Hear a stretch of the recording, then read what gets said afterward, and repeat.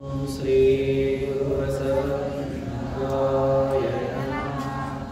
जय बसवराजा भक्तजनसुरपूजा जयतु महाकारुणिकलिंगदेव नगनतेजा जयतु करुणासिन्धु भजगगनबन्धु जय इष्टदायक रक्षिसु श्री गुरुबसवा रक्षिसु श्री गुरुबसवा रक्षिसु श्री गुरुबसवा जय गुरुबसवेश्वर महादेव विश्व गुरुबसवेश्वर महात्मा की जय सकल शरण संतों की जय।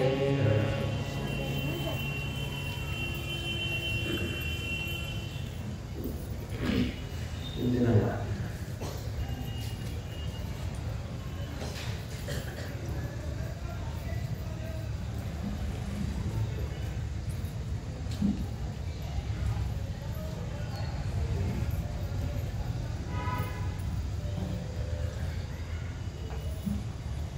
ಒಮ್ಮೆಯೂ ಶ್ರೀ ಗುರುವಿನ ಶ್ರೀಚರಣವ ನೆನೆಯುವುದೆಂಬ ವಂದನ ಬಿಡುವುದು. ಗುರುವೇ ಶರಣ ಗುರು ಲಿಂಗವೇ ಶರಣು. ಹರಿಬ್ರಹ್ಮಾದಿಗಳಿಗೆ ಗೋಚರವಾದ ಕೂಡಲಚರಣ ಸಂಗಯ್ಯ ದೇವರ ದೇವನೆಂಬ ಲಿಂಗವ ತೋರಿದ ಬಸವಣ್ಣ ಗುರುವೇ ಶರಣ ಶರಣಾರ್ಥಿ. ಸೃಷ್ಟಿಕರ್ತನು ಸರ್ವಶಕ್ತನಾಗಿರುವ ಜಗದೊಡೆಯ ಪರಮಾತ್ಮನ ಮನದಲ್ಲಿ ಸ್ಮರಿಸಿಕೊಳ್ಳುತ್ತಾ ವಿಶ್ವಗುರು ಬಸವಣ್ಣನವರ ಮನದಲ್ಲಿ ಸ್ಮರಿಸಿ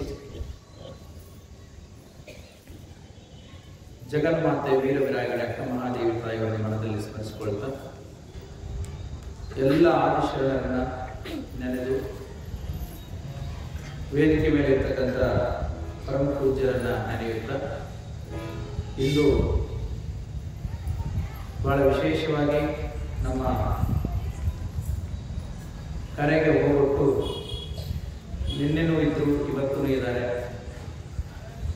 ಅನುಭವ ಮಂಟಪ ಬಸವ ಕಲ್ಯಾಣದಿಂದ ಆಗಮಿಸಿರ್ತಕ್ಕಂಥ ಪೂಜ್ಯ ಸುಗುಣಾದೇವಿ ಮಾತಾಜಿಯವರು ಇದ್ದಾರೆ. ಅವರು ಭಕ್ತಿಯ ಶರಣ ಶರಣಾರ್ಥಿಗಳನ್ನು ಸಲ್ಲಿಸ್ತಾ ಪೂಜ್ಯ ಶಿವಾನುಭವ ಮಂಟಪದ ಮರುಳ ಸಿದ್ದೇಶ್ವರ ಸ್ವಾಮೀಜಿಯವರ ಶ್ರೀ ಚರಣಗಳಿಗೆ ಹಾಗೂ ಯೋಗ ಗುರುಗಳಿಗೆ ಮತ್ತು ವಿಶೇಷವಾಗಿ ನಿಮ್ಮ ಮುಂದೆ ಇವತ್ತು ನಾನು ಒಂದು ತಿಂಗಳ ಕಾಲ ಹೇಳಿರ್ತಕ್ಕಂಥ ಒಂದು ಪ್ರವಚನವನ್ನು ಮತ್ತೊಮ್ಮೆ ರಿಯಲೈಸ್ ಮಾಡಲಿಕ್ಕಾಗಿ ರಿವಿಷನ್ ಅಂತ ಅಂತೀವಲ್ಲ, ರಿವಿಷನ್ ಮಾಡಿದ್ರೆ ಪಕ್ಕ ಪರೀಕ್ಷೆಗೆ ಹೋಗ್ಬೇಕಾದ್ರೆ ರಿವಿಷನ್ ಮಾಡಬೇಕಲ್ಲ, ಹಾಗೆ ಮಗು ರಿವಿಷನ್ ಮಾಡ್ತಾಳೆ. ಭಾಳತ್ತೇನೆ ಹೇಳಿದ್ರೆ 3 ಗಂಟೆ ಹೇಳ್ತಾಳೆ. ಸ್ವಲ್ಪ ಗಟ್ಟಿಯಾಗಿ ನೆಲ ಹಿಡ್ಕೊಂಡು ಕೂತ್ರೆ ಭಾಳ ಚಂದ ಅನಿಸುತ್ತೆ. ನಾನು 3 ಗಂಟೆ, ಅವರ 1 ಗಂಟೆ, ಮಾತಾಡೋದು 3 ಗಂಟೆ. ಬೆಳತನ ಅನುಷ್ಠಾನ ಮಾಡೋಲ್ಲ, ಒಂದು ದಿವಸ ಅನುಷ್ಠಾನ ಮಾಡೋಣ, ಪ್ರವಚನ ಅನುಷ್ಠಾನ. ಯಾಕಂದ್ರೆ ಇವತ್ತು ಅಕ್ಕನ ಬಳಗದವ್ರು ಫಸ್ಟ್ ಕ್ಲಾಸ್ ದಾಸೋಹ ಇದ್ದಾರೆ. ಅದಕ್ಕೆ ನೋಡೋಣ. ಹಾಗಾಗಿ ಆಗಮಿಸಿರ್ತಕ್ಕಂಥ ಎಲ್ಲ ಶರಣ ತಂದೆ ತಾಯಿಗಳು ಎಲ್ಲರಿಗೂ ಭಕ್ತಿಯ ಶರಣ ಶರಣ.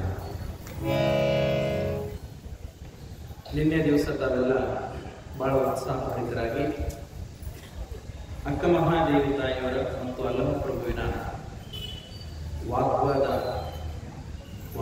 ಅಂತಂದ್ರೆ ಮಾತಿನ ವಾದ ಅಂತಲ್ಲ, ಅದು ಆಧ್ಯಾತ್ಮಿಕವಾಗಿರ್ತಕ್ಕಂಥ ವಿಚಾರಗಳನ್ನು ಹೆಕ್ಕಿ ತೆಗೆದು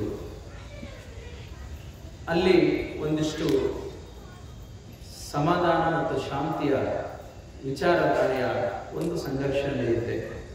ಆ ಸಂಘರ್ಷದಲ್ಲಿ ಮಹಾದೇವಿ ಆ ಒಂದು ಅಲ್ಲಮ ಪ್ರಭು ಕೊಟ್ಟಿರ್ತಕ್ಕಂಥ ಪರೀಕ್ಷೆಯನ್ನು ಗೆಲ್ತಾಳೆ ಅನ್ನೋದನ್ನು ಬಹಳ ಚೆನ್ನಾಗಿ ನೀವು ದೃಶ್ಯದ ಮುಖಾಂತರವಾಗಿ, ಚಿತ್ರದ ಮುಖಾಂತರವಾಗಿ ನೋಡಿದೆ. ಆದರೆ ನೇರ ವಚನಗಳನ್ನು ಹೇಳೋದ್ರಿಂದ ನಿಮಗೆ ನೋಡಲಿಕ್ಕೆ ಮನರಂಜನೆ ಅನಿಸಿರ್ಬೋದು, ಆದರೆ ಅದರ ಒಳಗಡೆ ಅರ್ಥ ಏನು ಅಡಗಿದೆ ಅನ್ನೋದನ್ನು ಒಂದು ಸ್ವಲ್ಪ ಸಮಯದವರೆಗೆ ನಾನು ಹೇಳಿ ನಾನು ಮುಂದೆ ಇವತ್ತು ವೇದಿಕೆ ಮೇಲೆ ಮಾತಾಡೋದಾದರೆ ಅವರಿಗೆ ವಿಚಾರಗಳು ಹೇಳಲಿಕ್ಕೆ ಅರ್ಥ ಮಾಡ್ಕೊಳ್ತೀನಿ. ಮೊನ್ನೆ ದಿವಸ ಮಹಾದೇವಿ ಅನುಭವ ಮಂಟಪವನ್ನು ಪ್ರವೇಶ ಮಾಡಿದ್ವಿ. ಅನುಭವ ಮಂಟಪದಲ್ಲಿ ಬಸವಣ್ಣವರು ಮಹಾದೇವಿಯನ್ನ, ಅವರ ಘನ ವ್ಯಕ್ತಿತ್ವ ನಿಲುವನ್ನ ಬಹಳ ಚೆನ್ನಾಗಿ ನಿರೂಪಿಸಿ ಮಹಾದೇವಿ ಜೀವನವನ್ನ ಎಷ್ಟು ಆದರ್ಶವಾಗಿ ತಾನು ಜೀವನವನ್ನು ಮಾಡಿದ್ರು ಅನ್ನೋದನ್ನ ಗುರು ಬಸವಣ್ಣನವರು ಅನುಭವ ಮಂಟಪದ 770 ಅಮರಗಣಗಳಿಗೆ ಪರಿಚಯ ಮಾಡಿಸಿದ್ರು. ಈ ಪರಿಚಯ ಮಾಡುವಂತ ಸಂದರ್ಭದಲ್ಲಿ ಸ್ವಲ್ಪ ಅತಿರೇಕ ಅನಿಸ್ತು ಏನೋ ಗೊತ್ತಿಲ್ಲ ಅಲ್ಲ ನನಗೆ. ಅಲ್ಲಿ ಮಡಿವಾಳ ಮಾಚಿದೇವರು ಮಡಿಹಾಸಿ ಕರ್ಕೊಳ್ಳೋದು, ಎಲ್ಲರೂ ಹೋಗಿ ಮಹಾದೇವಿ ಶರಣಾರ್ಥಿ ಅಂತ ಹೇಳಿ ತುಸು ಹೊಗಳೋದು, ಇದನ್ನೆಲ್ಲ ನೋಡಿ ಗಂಭೀರವದನಾಗಿರ್ತಕ್ಕಂಥ ಅಲ್ಲಮ ತನ್ನ ಮಾತಿನ ಚಾಟಿ ಮುಖಾಂತರವಾಗಿ ಮಹಾದೇವಿಗೆ ಪ್ರಶ್ನೆಗಳ ಸುರಿಮಳೆಯನ್ನ ಹಾಕ್ತಾರೆ. ಪ್ರಶ್ನೆಗಳು 12ನೇ ಶತಮಾನ, ಚೆನ್ನಾಗಿ ನೆನಪಿಟ್ಟುಕೊಳ್ಳಿ. 12ನೇ ಶತಮಾನದ ಮಹಾದೇವಿ ಕಲ್ಯಾಣಕ್ಕೆ ಬಂದಿದ್ದಳ. 12 ಪ್ರಶ್ನೆಗಳನ್ನ ಅಲ್ಲಮ ಕೇಳ್ತಾರೆ ಮಹಾದೇವಿ ಸಂದರ್ಶನದಲ್ಲಿ. ಆ 12 ಪ್ರಶ್ನೆಗಳಿಗೆ ಅತ್ಯಂತ ನಿಖರವಾಗಿ, ಅತ್ಯಂತ ಸ್ಪಷ್ಟವಾಗಿ ತನ್ನ ಆಧ್ಯಾತ್ಮಿಕವಾಗಿ ತನ್ನ ಜೀವನ ಹೇಗೆ ಸಾಗಿಕೊಂಡು ಬಂತು ಅನ್ನೋದನ್ನ ಬಹಳ ಅರ್ಥಪೂರ್ಣವಾಗಿ ಕಾವ್ಯ ಭಾಷೆಯ ಮುಖಾಂತರವಾಗಿ ಮಹಾದೇವಿ ಅಲ್ಲಿ ಉತ್ತರವನ್ನು ಕೊಡ್ತಾರೆ. ಮೊದಲನೇ ಪ್ರಶ್ನೆ, ಉದ ಮದದ ಯೌವನೊಳಕೊಂಡ ಸತಿನಿಯರು ಇತ್ತಲೇಕೆ ಬಂದೆ ಯೌವ. ಉದ ಮದದ ಯೌವನವನ್ನೊಳಕೊಂಡ ಸತಿ ನೀವು ಇತ್ತಲೇಕೆ ಬಂದೆ ಯೌವ. ಉದ ಮದದ ಯೌವನ ಅಂದ್ರೆ ನೀವು ತಿಳ್ಕೊಳ್ರಿ, 18ರಿಂದ 23 ವರ್ಷ, 24 ವರ್ಷ ಮಹಾದೇವಿ. ಇನ್ನೂ 1 ವರ್ಷ ಮಾತ್ರ ಅನುಭವ ಮಂಟಪದಲ್ಲಿ ಇರ್ಕೊಳ್ಳಿ ನಾವು. ಆದರೆ 18ರಿಂದ 23 ವರ್ಷದ ಇನ್ನು ಬಿಟ್ಟುವೇನೆ ಯಾವ ಸಂದರ್ಭ ಆದರೂ ಆಗಿರಬಹುದು. ಆ ಒಂದು ವರ್ಷಗಳು ಉದಮದದ ಯೌವನ. ಈ ರೀತಿಯಾಗಿ ಯೌವನವನ್ನು ತುಂಬಿಕೊಂಡು ಬಂದಿರತಕ್ಕಂಥ ನೀನು ಯಾರು, ಹೂವಾರಿಗಳು ಅಂತ ಕೇಳ್ತಾರೆ. ಮೊದಲನೇ ಪ್ರಶ್ನೆ. ಅದಕ್ಕೆ ಮಹಾದೇವಿ ಉತ್ತರ ಕೊಡ್ತಾಳ, ಯಾಕೆ ಬಂದೆ ನೀನು ಇಲ್ಲಿ ಅಂತ ಕೇಳಿದಾಗ ಅವಾಗ ಮಹಾದೇವಿ ತಾಯಿ ಆಡುವುದು, ಪಾಡುವುದು, ಹೇಳುವುದು, ಕೇಳುವುದು, ನುಡಿಯುವುದು, ನಡೆಯುವುದು ಸರಸ ಸಮ್ಮೇಳನವಾಗಿರುವುದಯ್ಯ.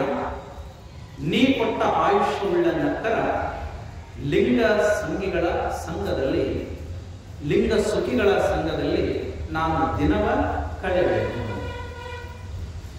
ಪ್ರಶ್ನೆ ಏನು ಕೇಳ್ದ? ನೀನು ಯಾರು ಅಂತ ಕೇಳ್ದ, ಯಾಕೆ ಬಂದಿದಿ ಅಂತ ಕೇಳ್ದ.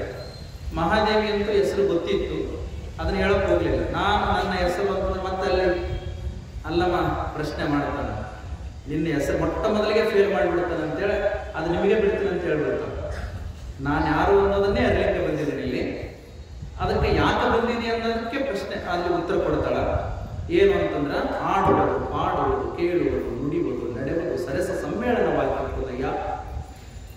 ನಿತ್ಯ ಶರಣರ, ಸತ್ಯ ಶರಣರ, ಶೋಧ ಕಾರ್ಯದ ಶರಣರ ಸಂಘದಲ್ಲಿ, ಆ ಲಿಂಗ ಸುಖಿಗಳ ಸಂಘದಲ್ಲಿ ನಾನು ಇರ್ಲಿಕ್ಕೆ ಬಂದಿದ್ದೀನಿ ಅಂತ ಹೇಳ್ತಾರೆ. ನೋಡಿ ಎಷ್ಟು ಅದ್ಭುತವಾಗಿರ್ತಕ್ಕಂಥ ಮಾತು. ಅವಾಗ ನಾವ್ ಯಾರಾದ್ರೂ ಆಗಿದ್ರ ಅಂತಂದ್ರೆ ಯೋಗ ಈ ಸ್ವಾಮಿ ನಾವು ಪ್ರವಚನಕ್ಕಂದ್ರೆ ಯಾರು ಅಂತ ಕೇಳ್ತಾನ, ಯಾಕೆ ಬಂದಿ ಅಂತ ಕೇಳ್ತಾನೆ, ಗೊತ್ತಿಲ್ಲ. 1 ತಿಂಗಳು ಪ್ರವಚನ ಮಾಡ್ಯಾರ ಅಂತೀವಲ್ಲ, ಒಂದ್ ಸ್ವಲ್ಪ ಏನಾದ್ರೂ ಪ್ರಶ್ನೆ ಕೇಳಿದ್ರೆ ಅದು ಬಂದ್ಬಿಡ್ತಾವ ನಮ್ಗೆ. ಮಾತೇ ಬಿಟ್ಟು ಬಿಡ್ತೀವಿ. ಗುರುಗಳಿಗೆ ಎಂದೂ ಮುಖ ನೋಡಿಲ್ಲ, ಬೇಡಪ್ಪ ಅವ್ರು ಯಾರು ಅಂತ ಕೇಳ್ತಾರೆ ನಮ್ಗೆ. ಯಾರು ಧರ್ಮವಂತರಿದ್ದಾರೆ, ಆಧ್ಯಾತ್ಮಿಕವಾಗಿರ್ತಕ್ಕಂಥ ಒಂದು ಭಕ್ತಿಯನ್ನು ಮಾಡ್ತಾರೆ, ಅವ್ರು ಎಂಥದಕ್ಕೂ ಅಂಜಬಾರದು. ಒಳಗಡೆ ರಸ ಇತ್ತು ಅಂತಂದ್ರ, ಒಳಗಡೆ ಪವಿತ್ರತಾ ಭಾವ ಇತ್ತು ಅಂದ್ರ, ಮಾರಲ್ ವ್ಯಾಲ್ಯೂಸ್ ಅಂತ ಏನ್ ಹೇಳ್ತೀವಿ, ನೈತಿಕ ಪ್ರಜ್ಞೆ ಮೌಲ್ಯಗಳು ಏನಿರ್ತಂತಂದ್ರೆ ಯಾರಿಗೂ ಎದುರೋದಿಲ್ಲ. ಆ ರೀತಿಯಾಗಿ ಪರಿಪಕ್ವವಾಗಬೇಕು ಸಾಧಕರು. ಅಂದಾಗ ಎಂಥದ್ದೇ ಪ್ರಶ್ನೆ ಕೇಳಿ ಅದು ಸರಿಯಾದ ಆಧ್ಯಾತ್ಮಿಕ ಭಾಷೆಯಲ್ಲಿ ನಾವು ಉತ್ತರ ಕೊಡುವಂಥವ್ರು ಆಗಬೇಕು. ನಾವು ಯಾರೋ ಲೌಕಿಕವಾಗಿ ವ್ಯವಹಾರ ಮಾಡ್ತೀವಿ, ಆದ್ರೆ ಲೌಕಿಕ ವ್ಯವಹಾರದಲ್ಲಿ ಸಿಕ್ಕಾಕೊಳ್ಳಬಾರ್ದು. ಲೌಕಿಕ ವ್ಯವಹಾರದಲ್ಲಿ ನಾವು ವ್ಯವಹರಿಸಿ ಮಹಾತ್ಮರ ಜೊತೆ ನಾವು ಹಾಗೆ ವ್ಯವಹರಿಸಕ್ಕೆ ನಾವು ಏನಾದ್ರು ತೊಡಗಿದ್ವಿ ಅಂದ್ರೆ, ಹಾಗೆ ಲೌಕಿಕದ ಮಾತುಗಳಲ್ಲೇ ಹೆಂಗೆ ನೀವು ಕಚ್ಚಾಡ್ಕೊಳ್ತೀರಿ, ನೀವು ಮಾತಾಡ್ಕೊಳ್ತೀರಿ, ಹಂಗೆ ಅಧ್ಯಾತ್ಮದ ಜೊತೆ ನೀವೇನಾದ್ರೂ ವ್ಯವಹಾರ ಮಾಡಿದ್ರೆ ಅಂದ್ರೆ ಆ ಅದು ಆಧ್ಯಾತ್ಮಕ್ಕೆ ಭಂಗ ಬರ್ತದೆ. ನೀವು ತಿಳ್ಕೊಂಡಿರ್ತಕ್ಕಂಥ ಆಧ್ಯಾತ್ಮಕ್ಕೆ ಭಂಗ ಬರ್ತದೆ. ಅದಕ್ಕೆ ಮಹಾದೇವಿ ಆಡುವುದು ಪಾಡುವುದು. ನನ್ನ ಈ ಸುಂದರವಾಗಿರ್ತಕ್ಕಂಥ ಒಂದು ಜೀವನ, ಈ ಜೀವನದಲ್ಲಿ ಪರಮಾತ್ಮ ಒಂದು ರಸಸ್ವರವನ್ನು ಕೊಟ್ಟಿದ್ದಾನೆ. ಸೃಷ್ಟಿಯ ಮುಕುಟದಲ್ಲಿ ಮನುಜನ ಹುಟ್ಟಿ ಶ್ರೇಷ್ಠ ಮಾತಿನ ಇಂಚರವನ್ನು ಕೊಟ್ಟಿದ್ದಾನ. ಈ ಇಂಚರವನ್ನು ಸಾರ್ಥಕ ಮಾಡ್ಕೊಳ್ತೀನಿ. ಮಾವಿನ ಮರದಲ್ಲಿ ಕೋಗಿಲೆ ಹಾಡ್ತಾ ಸಾರ್ಥಕ ಮಾಡ್ಕೊಂಡ್ರೆ ಅಂದ್ರೆ ಪರಮಾತ್ಮ ಈ ಮಹಾಮನೆಯ ಮಾಮರ ಏನಿದೆ, ಈ ಮಹಾಮರದಲ್ಲಿ ಎಲ್ಲ ಪ್ರಾಣಿಗಳಿಗಿಂತಲೂ ಸಹಿತ ಮಿಗಿಲಾಗಿರ್ತಕ್ಕಂಥ ಒಂದು ಶಬ್ದವನ್ನ, ಮಾತಿನ ಶಬ್ದವನ್ನ ಪರಮಾತ್ಮ ಕೊಟ್ಟಿರೋದ್ರಿಂದ ನಾನು ಆ ಶಬ್ದದೊಂದಿಗೆ ಹಾಡ್ತಾ ನಲಿತಾ ನನ್ನ ಒಂದು ಜೀವನವನ್ನು ಶರಣರ ಸಂಘದಲ್ಲಿ ಕಳೀಲಿಕ್ಕೆ ಇಷ್ಟಪಡ್ತೀನಿ. ಇಲ್ಲೆಲ್ಲರೂ ಸಾತ್ವಿಕರು, ಸತ್ಯದ ಶೋಧಕರು, ಲಿಂಗ ಸಖಿಗಳಿದ್ದಾರೆ. ಸುಪ್ರಭಾತ ಸಮಯದಲ್ಲಿ ನೋಡಬೇಕು ಲಿಂಗ ಯೋಗ ತ್ರಾಟಕ ಯೋಗಿಗಳು. ಇಂಥ ತ್ರಾಟಕ ಯೋಗಿಗಳನ್ನು ನೋಡ್ತಾ ನೋಡ್ತಾ ಒಂದಿಷ್ಟು ಸಮಯವನ್ನು ನಾನಿಲ್ಲಿ ಕಳೀಲಿಕ್ಕೆ ಬಂದಿದ್ದೀನಿ ಪ್ರಭುವೆ ಅಂತ ಹೇಳ್ತಾರೆ. ಅಂದ್ರ ಯಾವಾಗ ನಮಗೆ ಒಂದು ಮಾವಿನ ಹಣ್ಣು ಅಥವಾ ಬಾಳೆಹಣ್ಣು ಯಾವುದಾದ್ರೂ ಹಣ್ಣು ನಮಗೆ ನೇರವಾಗಿ ಗಿಡದಲ್ಲಿ ಆಗುತ್ತೆ, ನಾವು ಅಲ್ಲಿವರೆಗೂ ಬಿಡೋಲ್ಲ. ಯಾಕೆ? ಆಸೆ ನಮಗೆ. ಅದಕ್ಕೆ ಇನ್ನೂ ಸ್ವಲ್ಪ ದೌರ್ಗ ಇದೆ ಅಂತಂದ್ರೆ, ಇನ್ನೂ ಹಣ್ಣಾಗಲಿಕ್ಕೆ ಸ್ವಲ್ಪ ದಿವಸ ಇದೆ ಅಂದ್ರೆ ನಾವು ಅದನ್ನು ತಗೊಂಡು ಬರ್ತೀವಿ. ತಗೊಂಡು ಬಂದು ಏನ್ ಮಾಡ್ತೀವಿ? ಅದನ್ನ ಅಡಿ ಹಾಕ್ತೀವಿ. ಅದಕ್ಕೆ ಯಾವುದೋ ಹುಲ್ಲಿನೆಲ್ಲರ ಇಡ್ತೀವಿ ಅಥವಾ ಮೇಲೆ ಎಲೆ ಮುಚ್ಚಿ ಕೆಳಗಡೆ ಇಡ್ತೀವಿ. ಕೆಲವು ಹಣ್ಣುಗಳನ್ನ ಸುಣ್ಣ ಹಚ್ಚರ ಇಡ್ತೀವಿ. ಒಟ್ಟು ಹಣ್ಣಾಗಲಿ ಅಂತೇಳಿ ಅದನ್ನ ಕಾಪಿಡ್ತೀವಿ. ಮಾಡ್ತೀವಿಲ್ಲ ಅಂತ. ಈ ಸೀತಾಫಲ ಹಣ್ಣು ಇರುತ್ತೆ, ಅದನ್ನು ಸ್ವಲ್ಪ 3-4 ದಿವಸ ಮೊದಲೇ ತಗೊಂಡು ಬಂದು ಇಟ್ಟು ಬಿಡ್ತೀವಿ. ಅದು ಹಣ್ಣಾಗಲ್ಲ.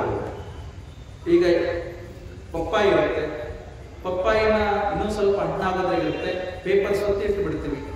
ಆಗ ಅದು 3-4 ದಿವಸದಲ್ಲಿ ಹಣ್ಣಾಗಲ್ಲ. ಹಾಗೆ ಸಾಧಕರಾಗಿರ್ತಕ್ಕಂಥವರು ಸಹಿತ ಅವರು ಲೌಕಿಕರ ಜೊತೆ ವ್ಯವಹಾರ ಮಾಡುವಂಥ ಸಂದರ್ಭದಲ್ಲಿ ಮನಸ್ಸು ವಿಕಾರ ಆಗಬಾರದು, ಭಾವನೆಗಳು ವಿಕಾರ ಆಗಬಾರದು, ಕಾಯ ವಿಕಾರವಾಗಬಾರದು ಅಂತಂದ್ರೆ ಅವರು ಸತ್ಸಂಗ ಯಾರು ಮಾಡ್ತಾರಲ್ಲ ಅವ್ರ ಜೊತೆ ಕಾಲ ಕಳೆಯಬೇಕು. ಒಂದು ವ್ರತ, ಒಂದು ನಿಯಮದಂತೆ ಅವ್ರ ಜೊತೆ ಇರಬೇಕು. ಈಗ ನಮಗೂ ಮಾತು, ಈಗ ಅವಳಿಗೆ ಯಾವುದೇ ಲೌಕಿಕ ಭಾಗದ ಮಕ್ಕಳ ಆಟ ಆಡಬೇಕಂದ್ರೆ ಅವಳಿಗೆ ಇಷ್ಟ ಇಲ್ಲ, ಆಡ್ಲಕ್ಕೆ ಹೋಗೋದೇ ಇಲ್ಲ. ಯಾರ ಜೊತೆ ಸಮಯ ಕಳೀತಾಳೆ ಅಂದ್ರೆ ಬೆಳಗ್ಗೆ 5 ಗಂಟೆಯಿಂದ ಎದ್ದು 4 ಕ್ಲಾಸ್ ಅಟೆಂಡ್ ಮಾಡ್ತಾಳೆ. 4 ಕ್ಲಾಸ್ ಗೂಗಲ್ ಮೀಟಲ್ಲಿ ನಡೆಯುತ್ತೆ.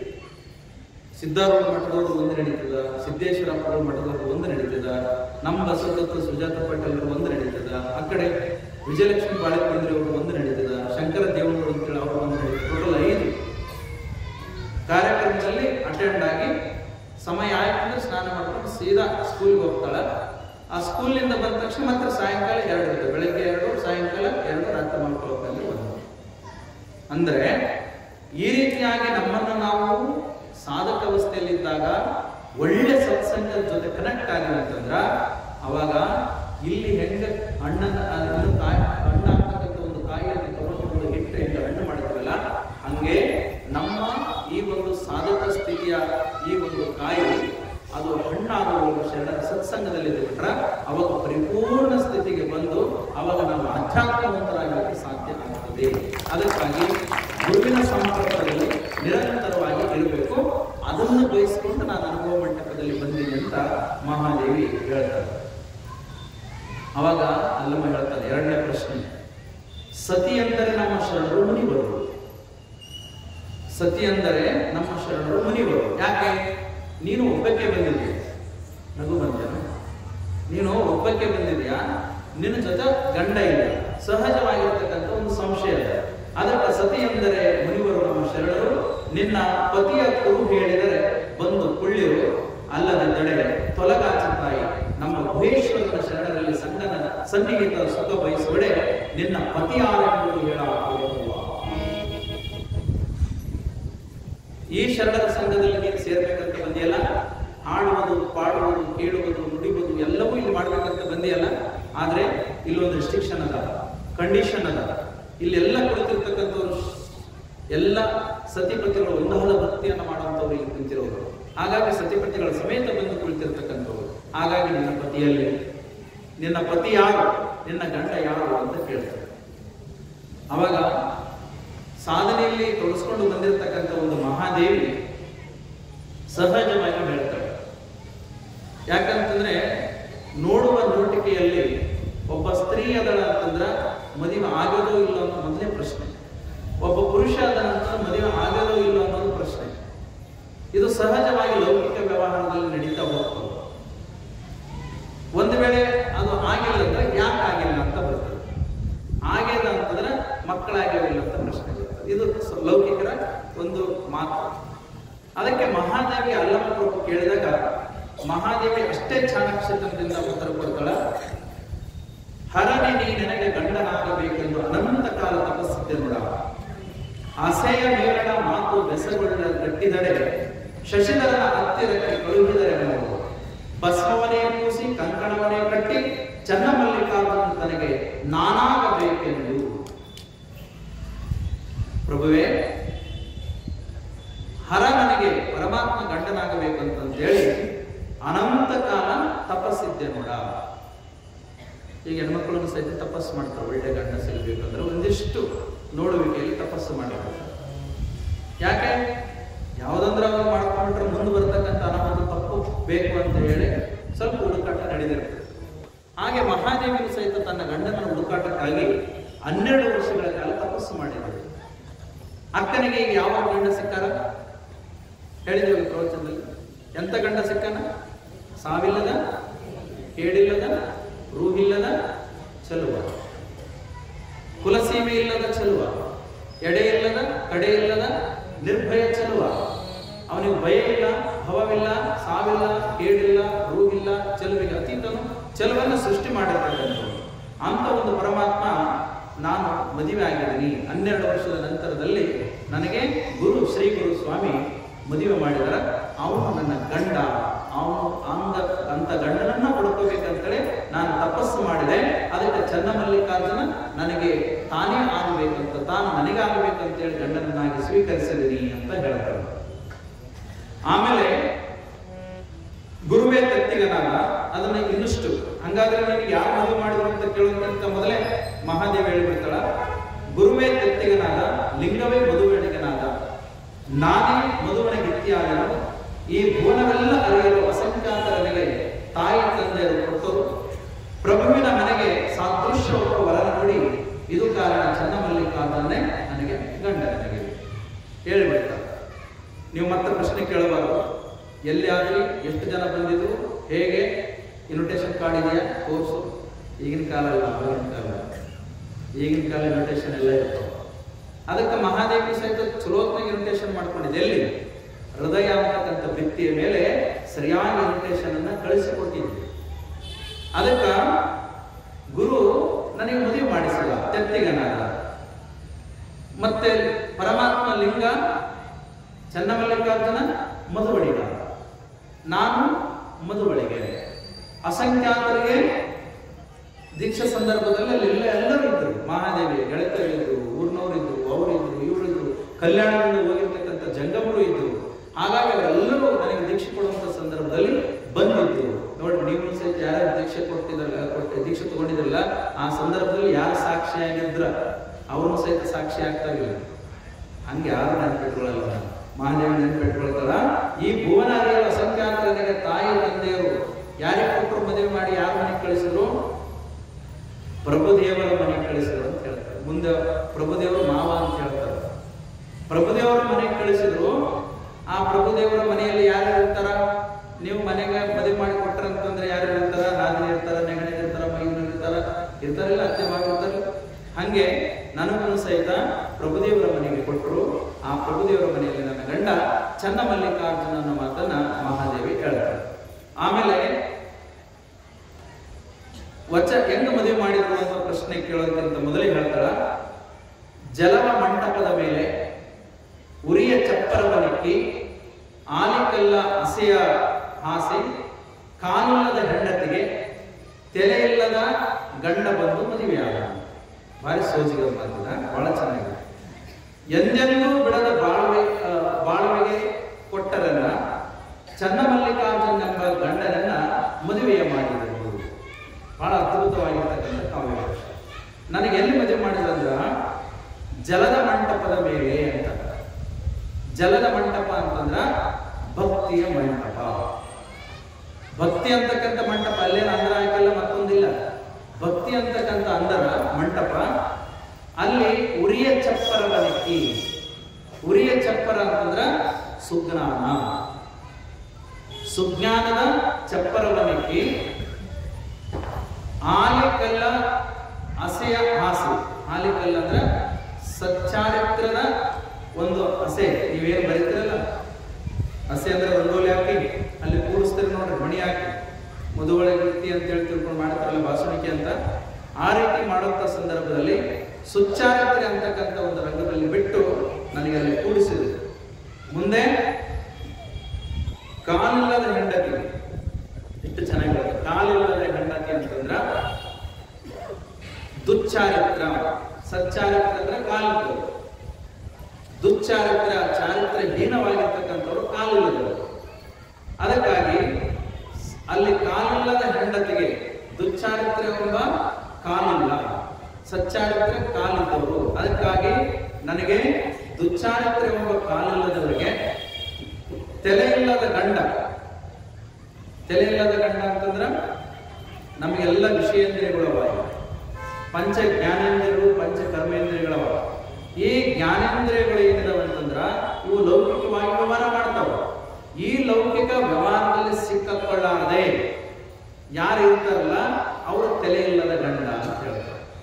ನಮ್ಮ ತಲೆ ಲೌಕಿಕಕ್ಕೆ ಸಿಕ್ಕಾಕಿಸ್ತೀವಿ, ಆದ್ರೆ ಚನ್ನಮಲ್ಲಿಕಾರ್ಜುನ ಅಲೌಕಿಕವಾಗಿರ್ತಕ್ಕಂಥ ಒಂದು ಪ್ರಪಂಚವನ್ನು ಸೃಷ್ಟಿ ಮಾಡಿದ್ದಾರೆ. ಅದಕ್ಕಾಗಿ ತಲೆ ಇಲ್ಲದ ಗಂಡ ಅಂದ್ರೆ ಇಂದ್ರಿಯ ಜ್ಞಾನ ಅವು ಯಾವುದನ್ನು ಸಹಿತ ಅದರ ಒಳಗಡೆ ಆಗಲಾರದೆ ಇಂದ್ರಿಯಾತ್ಮಕವಾಗಿರ್ತಕ್ಕಂಥ ಒಂದು ಜ್ಞಾನದಲ್ಲಿ ತೇಲಾಡ್ತಕ್ಕಂಥ ಗಂಡನ ಜೊತೆ ನೀನು ಬಾಳು ಅಂತ ಹೇಳಿ ನನಗೆ ಮುತ್ತೈದತನದ ಭಾಗ್ಯವನ್ನು ಕರುಣಿಸಿದ್ರು, ಬಾಳುವೆ ಮಾಡು ಅಂತೇಳಿ. ಹಾಗಾಗಿ ನಾನು ಯಾರಾದ್ರೂ ಮಹಾದೇವಿ, ನಾನು ಯಾರು ಮಾಡ್ಕೊಂಡ್ರೆ ಚನ್ನಮಲ್ಲಿಕಾರ್ಜುನ ಮಾಡ್ಕೊಂಡೆ, ನಾನು ಹೆಣ್ಣು ಮಾಡ್ಕೊಂಡಿದ್ರೆ ಮಂಟಪ ಈ ರೀತಿ ಮಾಡ್ಕೊಂಡೆ ಅಂತ ಮಹಾದೇವಿ ಹೇಳ್ತಾರೆ. ಅವಾಗ ಮೂರನೇ ಪ್ರಶ್ನೆಯನ್ನ ಪ್ರಭು ಕೇಳ್ತಾನೆ, ಬಣ್ಣದ ಮಾತಾಡಿ ಮರಳು ಮಾಡಬೇಡ, ನೀನು ಮಾತಿನ ಚಿತ್ರ ಎಂಬುದು ನನಗೆ ಗೊತ್ತು. ನೋಡಿ ಎಂತೆಂಥ ಪ್ರಶ್ನೆಗಳನ್ನು ಕೇಳ್ತಾರೆ. ಬಣ್ಣದ ಮಾತಾಡಿ ಮರಳು ಮಾಡಬೇಡ, ತಪ್ಪ ಹೋರಿಸಿ ಹೊರಟನೆಂಬುದು ಸತ್ಯವೇ? ತನು ಸೀರೆಯ ನಡೆದು ನಿರ್ವಾಣವಾದಲ್ಲಿ, ಮನದ ಭ್ರಾಂತು ನಿಶ್ಚಯವಾದಲ್ಲಿ, ಕೇಶವೆಂಬ ಸೀರೆ ಅಂಗಕ್ಕೆ ಮರೆಯಾಯಿತು, ಅಪಮಾನವೆಂತೂ ಹರಿಯಿತು, ಇದು ಗುಹೇಶ್ವರ ಲಿಂಗಕ್ಕೆ ಸಲ್ಲದ ವೇಷ. ಹೌದು ಸರಿ, ನೀನೇನೋ ಮಾತಾಡಿದಿ, ಆದರೆ ನಮಗೆ ಬಂದು ಸುದ್ದಿ ಪ್ರಕಾರ ಕೌಶಿಕ ಅಂತಕ್ಕಂಥವನಿಗೆ ನೀನು ಗಂಡನಾಗಿ ಮಾಡ್ಕೊಳ್ಳಾರ್ದೆ ಅವನಿಗೆ ತಪ್ಪು ಹೋರಿಸಿ ನೀನು ಬಂದಿದೆ ಅಂತಲ್ಲ, ನಿಜ ಏನು ಅಂತ ಕೇಳಿದೆ. ಅವಾಗ ಮಹಾದೇವಂತರ ಶಿವ ಶಿವ ಎಂತ ಮಾತು. ಕಾಯ ಕಲ್ಲನೆ ಕಂಡಿದಡೆನಯ್ಯ, ಕಾಯ ಮಿರನೆ ಮೆಂಚಿದಡೆನಯ್ಯ, ಅಂತರಂಗ ಶುದ್ಧವಾದ ಬಳಿಕ ಚನ್ನಮಲ್ಲಿಕಾರ್ಜುನ ದೇವರು ಒಲಿದ ಕಾಯ ಹೇಗಿದ್ದಡೆಯನು ಎಂತಾದರೇನಯ್ಯ. ಅದಕ್ಕ ನಾನು ತಪ್ಪು ಹೋರಿಸಿ ಬಂದಿಲ್ಲ. ಗುಣ ದೋಷ ಹುಡುಕೋದು ಲೌಕಿಕರ ಕೆಲಸ. ಅವನು ಅಂಥವನಿದ್ದ, ಇಂಥವನಿದ್ದ, ಹಾಗಿದ್ದ, ಹೀಗಿದ್ದ ಅಂತ ನನ್ನ ಮಾತಿನಿಂದ ನಾನು ಹೇಳಲ್ಲ. ಆದ್ರೆ ಅದು ಲೌಕಿಕ ಉದಾಹರಣೆ ಆಗಿತ್ತು. ಆದರೆ ಅಲೌಕಿಕವಾಗಿರ್ತಕ್ಕಂಥ ನನ್ನಂತೊಳಗೆ ಕಾಯದ ಯಾವುದೇ ರೂಪ ಸೌಂದರ್ಯ ಇದು ಯಾವುದಕ್ಕೂ ಒಳಗಾಗಲಾರದು. ಆ ಮೋಹ ಪಾಶಗಳಿಗೆ ಒಳಗಾಗಲಾರದೆ ನಾನು ನೀವು ಕೇಳಿದ ಪ್ರಶ್ನೆಗೆ ಏನು ತಪ್ಪು ಹೋರಿಸಿ ಬಂದಿದ್ದೀರಿ ಅಂತ ಹೇಳಿದ್ರಲ್ಲ, ಅದಕ್ಕೆ ನಾನು ತಪ್ಪು ಹೋರಿಸುವಂಥ ಪ್ರಶ್ನೆ ಇಲ್ಲ. ನನ್ನ ಕಾಯ, ನನ್ನ ಭಾವ, ನನ್ನ ಮನಸ್ಸು ಎಲ್ಲವನ್ನೂ ಸಹಿತ ಪರಮಾತ್ಮನಿಗೆ ಅರ್ಪಣೆ ಮಾಡಿದರೆ, ಅದಕ್ಕಾಗಿ ನಾನು ಪರಮಾತ್ಮನಿಗೆ ಒಲಿದವಳು. ಅದಕ್ಕಾಗಿ ನಾನು ಯಾರ ಲೌಕಿಕ ಗಂಡನನ್ನು ಮದುವೆ ಆಗಿಲ್ಲ ಅನ್ನೋ ಮಾತನ್ನ ಹೇಳ್ತಾರೆ. ಅವಾಗ ಅಲ್ಲಮ್ಮ ಕೇಳ್ತಾನ, ಹಾಗಾದ್ರೆ ದೇವನೊಲಿದು ನೀನೊಲಿದೆ ಎಂಬ ಒಂದು ಉತ್ತರವನ್ನು ನೀನು ಕೊಟ್ಟೆ. ಆದ್ರ ಇನ್ನೂವರೆಗೆ ನೀನು ದೇವನು ನನಗೊಲಿದ, ನಾನು ದೇವನಿಗೊಲಿದೆ ಎಂಬಂತ ಪ್ರಶ್ನೆಗಳಲ್ಲೇ ನೀನಿದೆಯಾ? ಭಾವಶುದ್ಧವಾದಲ್ಲಿ ಸೀರೆಯನ್ನು ಎಳೆದು ಕೂದಲ ಮರೆಮಾಚಲೆಯತಕ್ಕೆ ಅದು ಅಂತರಂಗದ ನಾಚಿಕೆ ಬಾಹ್ಯದಲ್ಲಿ ತೋರಿತು, ಅದು ಗುಹೇಶ್ವರ ಲಿಂಗಕ್ಕೆ ಸಲ್ಲ. ಹಾಗಾದ್ರೆ ನೀನು ತಪ್ಪು ಮಾಡಿಲ್ಲ ಅಂತ ಹೇಳೋದಾಯ್ತು ಅಂತಂದ್ರೆ ಸೀರೆ ಉಟ್ಕೊಂಡು ಅನುಭವ ಮಂಟಕ್ಕೆ ಬರ್ಬೋದಾಗಿತ್ತಲ್ಲ, ಯಾಕೆ ನೀನು ಕೇಶವನ್ನು ಧರಿಸ್ಕೊಂಡು ಬಂದೆ? ಹಾಗೆ ಬರ್ಲಕ್ಕೆ ಏನಾಗಿತ್ತು? ಮತ್ತೆ ಯಾವಾಗ ನೀನು ಧರಿಸ್ಕೊಂಡಿ ಅಂತಂದ್ಮೇಲೆ ನಿನ್ನ ಮನಸ್ಸಿನಲ್ಲಿ ನಾಚಿಕೆಗಳು ಉಟ್ಕೊಂಡು, ಯಾವಾಗ ಅಂತರಂಗದಲ್ಲಿ ನಾಚಿಕೆ ಉಟ್ಕೊಳ್ತೋ ಬಹಿರಂಗದಲ್ಲಿ ಅದು ತೋರ್ತಾ ಇದೆ. ಆ ರೀತಿಯಾಗಿರ್ತಕ್ಕಂಥ ಒಂದು ಭಾವದಲ್ಲಿ ಇದೆಯಾ? ಹಾಗಾದ್ಮೇಲೆ ನೀನೆಂಗ ಅಧ್ಯಾತ್ಮ ಸಾಧನೆ ಆಗ್ತೀಯ ಅಂತ ಅಲ್ಲಮ್ಮ ಕೇಳ್ತಾರೆ. ಆಗ ಅಕ್ಕ ಹೇಳ್ತಾಳ, ಫಲ ಒಳಗೆ ಪಕ್ವವಾಗಿ ಅಲ್ಲದೆ ಹೊರಗದು ಸಿಪ್ಪೆ ಒಪ್ಪಗೆಡದು ಕಾಮ ಮುದ್ರೆಯ ಕಂಡು ನಿಮಗೆ ನೋವಾದಿತ್ತೆಂದು ಆ ಭಾವದಿಂದ ಮುಚ್ಚಿದೆ. ಇದಕ್ಕೆ ನೀವೇಕೆ ಕಾಣುವಿರಿ ಅಣ್ಣ, ಚನ್ನಮಲ್ಲಿಕಾರ್ಜುನ ದೇವನಿಗೆ ಒಲಿದವಳು ನಾನು. ಉದಾಹರಣೆ ಕೊಡ್ತಾರೆ, ಬಹಳ ಚೆನ್ನಾಗಿ ನೋಡಿ ಪ್ರಭುವೇ. ಒಂದು ಹಣ್ಣು ಇದೆ, ಆ ಹಣ್ಣು ಹಾಗೆ ಅಂತ ನಮ್ಗೆ ಯಾವಾಗ ಗೊತ್ತಾಗ್ತದೆ ಅಂತಂದ್ರೆ ಮೇಲ್ನೋಟಕ್ಕೆ ಗೊತ್ತಾಗ್ತದೆ ಇದು ಹಣ್ಣಾಗಿದೆ ಅಂತ. ಇನ್ನೂ ಆಗಿಲ್ಲ ಅಂತಂದ್ರೆ ಇನ್ನೂ ಕಾಯಿ ಅಂತ ಗೊತ್ತಾಗ್ತದೆ. ಹಾಗಾಗಿ ನಾನಾದರೂ ಅಂತರಂಗದಲ್ಲಿ ಪರಿಪಕ್ವವಾಗಿ ಆಧ್ಯಾತ್ಮಿಕವಾಗಿರ್ತಕ್ಕಂಥ ಸಾಧನೆಯನ್ನು ಮಾಡಿ ಹಣ್ಣಾಗಿದ್ದೇನೆ. ಹಾಗಾಗಿ ಹಣ್ಣು ಆಗಿದ್ದು ಹೊರಗಡೆ ನನ್ನ ಮಾತಿನಿಂದ ಗೊತ್ತಾಗ್ತದೆ, ನನ್ನ ನಡೆನುಡಿಯಿಂದ ಗೊತ್ತಾಗ್ತದೆ. ಅದಕ್ಕಾಗಿ ಫಲ ಒಳಗಡೆ ಪಕ್ವವಾದಾಗ ಹೊರಗಡೆ ಅದು ಸಿಪ್ಪೆ ಏನಿದೆಲ್ಲ ಹಣ್ಣಂತ ತೋರಿಸ್ಕೊಡ್ತದೆ. ಆ ರೀತಿಯಾಗಿ ನಾನು ಹಣ್ಣಾಗಿದ್ದೀನಿ ಅಂತ ಮಹಾದೇವಿ ಪ್ರಭುವಿಗೆ ಹೇಳ್ತಾರೆ. ಅಷ್ಟೇ ಅಲ್ಲ, ಕಾಮನನ್ನ ಗೆಲ್ಲಿದ್ದೀನಿ. ಯಾರಿಂದ? ಬಸವಣ್ಣನವರ ದಯದಿಂದ. ಕಾಮನ ಗೆಲಿದನೆಯ ಬಸವಣ್ಣ ನಿನ್ನ ದಯದಿಂದ. ಸೋಮಧರನ ಹಿಡಿದೆಪ್ಪನೆಯ ಬಸವಣ್ಣ ನಿನ್ನ ದಯದಿಂದ. ನಾಮದಲ್ಲಿ ಹೆಣ್ಣು ರೂಪಲ್ಲದೆ ಭಾವಿಸಲು ಗಂಡು ಕೂಸು ನೋಡ ಬಸವಣ್ಣ ನಿನ್ನ ದಯದಿಂದ. ಅತಿಕಾಮಿ ಚನ್ನಮಲ್ಲಿಕಾರ್ಜುನಂಗೆ ತೊಡರಲಿಕ್ಕೆ ಕೂಡಿ ಎರಡನೆಯದೇ ಬರೆದನೆಯ ಬಸವಣ್ಣ ನಿಮ್ಮ ದಯದಿಂದ. ಅಂದ್ರೆ ನಾನು ಬಸವಣ್ಣನವರ ಕರುಣೆಯಿಂದ, ಬಸವಣ್ಣನವರು ಸಂಕಲ್ಪ ಪೂರಿತವಾಗಿ ಕೊಟ್ಟಿರ್ತಕ್ಕಂಥ ಅನುಗ್ರಹದ ಕಾರಣವಾಗಿ ನನಗೆ ಕಾಮನೆಗಳೇ ಹುಟ್ಟಿಲ್ಲ ಅಂತ ಹೇಳ್ತಾರೆ. ಯಾಕೆ ಅಂತಂದ್ರ ಇಲ್ಲಿ ಬಂದಾಗ ಯಾರೂ ಸಹಿತ ಆ ಭಾವದಲ್ಲಿ ನೋಡಿಲ್ಲ. ಎಲ್ಲರೂ ಪವಿತ್ರತಾ ಪೂಜ್ಯತಾ ಭಾವದಲ್ಲಿ ನನ್ನನ್ನು ಸ್ವಾಗತ ಮಾಡಿಕೊಂಡರಂತಂದ್ಮೇಲೆ ಯಾರೂ ಕಾಮಭಾವನೆ ಹುಟ್ಟಿಲ್ಲ. ಅದು ಕೇವಲ ಆಧ್ಯಾತ್ಮಿಕ ಭಾವದಲ್ಲಿ ಎಲ್ಲರೂ ನನ್ನನ್ನು ಒಂದು ಭಗವ ರೂಪದಲ್ಲಿ ನೋಡ್ಯಾರ, ಅಥವಾ ಪಾರಮಾರ್ಥಿಕ ದೃಷ್ಟಿಯಲ್ಲಿ ಪಾರ್ವತಿ ರೂಪ ಸಹಿತ ನನಗೆ ನೋಡಿದಾರ.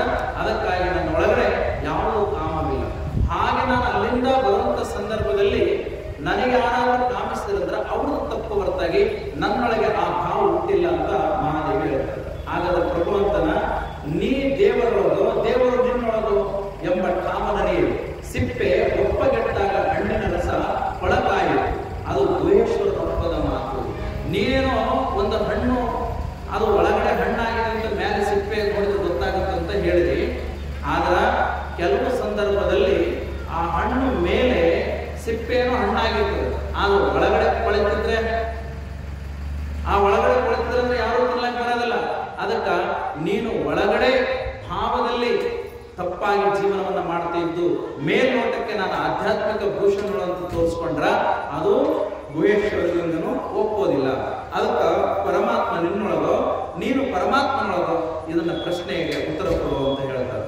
ಅವಾಗ ಮಹಾದೇವಿ ಅಂತಳ, ಪ್ರಭುವೇ ಈ ಪ್ರಶ್ನೆಗೆ ನಾನು ಉತ್ತರ ಹೇಳೋದಕ್ಕಿಂತ ಮೊದಲು ನನ್ನದೊಂದು ಮಾತದ ಅಂತ ಹೇಳ್ತಾರೆ. ಏನು ಅಂತಂದ್ರ, ನಾನು ಪರಮಾತ್ಮನಿಗೆ ಯಾವಾಗ ತಾಯಿಯ ಗರ್ಭದಲ್ಲಿದ್ದಾಗಲೇ ನನಗೆ ಗರ್ಭಲಿಂಗ ಧಾರಣೆ ಮಾಡಿದ್ರು.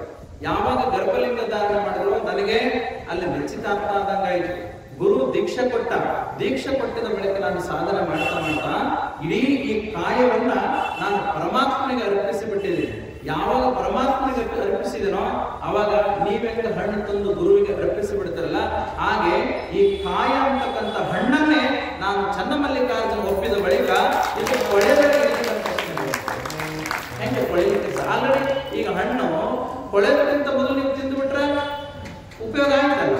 ಹಾಗೆ ಈಗ ಇಲ್ಲಿ ಒಳಗಿರತಕ್ಕಂಥ ಆಧ್ಯಾತ್ಮವನ್ನು ಪರೀಕ್ಷೆ ಮಾಡೋದಾಯ್ತಂದ್ರ ನಾನು ಪರಮಾತ್ಮನಿಗೆ ನನ್ನ ಇಡೀ ಕಾಯವನ್ನ, ತನುವನ್ನ, ಮನವನ್ನ, ಭಾವವನ್ನ ಎಲ್ಲವನ್ನ ಅರ್ಪಿಸಿದೆ. ಈ ವಚನ ನೆನಪು ಮಾಡ್ಕೊಳ್ರಿ. ಎಲ್ಲಿ ತನು ಕರಗದವರಲ್ಲಿ ಮಜ್ಜನಲ್ಲೇ ಅಂತ ಹೇಳ್ತಾ ಬಂದು ತನ್ನ ತನು, ಮನ, ಭಾವ, ಅರಿವು ಎಲ್ಲವನ್ನ ಮೊದಲಿನ ಭಾವದಲ್ಲಿ ಪರಮಾತ್ಮನಿಗೆ ಅರ್ಪಿಸಿಬಿಟ್ಟಿಲ್ಲ. ಹಾಗಾಗಿ ಈ ಒಂದು ಆಧ್ಯಾತ್ಮಿಕವಾಗಿರ್ತಕ್ಕಂಥ ಕಾಯದ ಹಣ್ಣನ್ನ ಪರಮಾತ್ಮನಿಗೆ ಮೀಸಲು ಅಂತೇಳಿ ತಿಳ್ಕೊಂಡು ನಾನು ಅರ್ಪಿಸಿ ಬಿಟ್ಟಿದ್ದೀನಿ. ಅದಕ್ಕಾಗಿ ಆ ಪ್ರಶ್ನೆಗೆ ಉತ್ತರ ಅಲ್ಲೇ ಅದ ಅಂತ ತಿಳ್ಕೊಂಡು ಹೇಳ್ತಾರೆ. ಮತ್ತೊಂದು ಮುಂದುವರೆದು ಹೇಳ್ತಾಳ, ಕೆಂಡದ ಶವದಂತೆ ಸೂತ್ರ ತಪ್ಪಿದ ಗೊಂಬೆಯಂತೆ, ಜಲವಡಿದ ತಟಾಕಿಯಂತೆ, ಬೆಂದ ಮುಲಿಯಂತೆ, ಮತ್ತೆ ಮುಂದಣ ಹಂಗುಂಟೆ ಅಣ್ಣ, ಚನ್ನಮಲ್ಲಿಕಾರ್ಜುನ ಸಂಘವೇ ಆಶ್ರಯವಾದವರಿಗೆ. ಇದು ಬಹಳ ಅದ್ಭುತವಾಗಿರ್ತಕ್ಕಂಥ ವಚನ ನೋಡಿ. ಅಲ್ಲಮ್ಮ ಪ್ರಭುವೆ, ಈಗ ಬೆಂಕಿ ಒಳಗಡೆ ಒಂದು ಹಗ್ಗವನ್ನು ಹಾಕಿದೀವಿ ತಿಳ್ಕೊಳ್ಳೋಣ, ಅದು ಸುಟ್ಟು ಬಿಡುತ್ತದೆ. ಆ ಸುಟ್ಟಾಗ ಅದು ಅದೇ ಭಾವದಲ್ಲೇ ಇರ್ತದೆ, ಅದೇ ರೂಪದಲ್ಲೇ ಇರ್ತದೆ.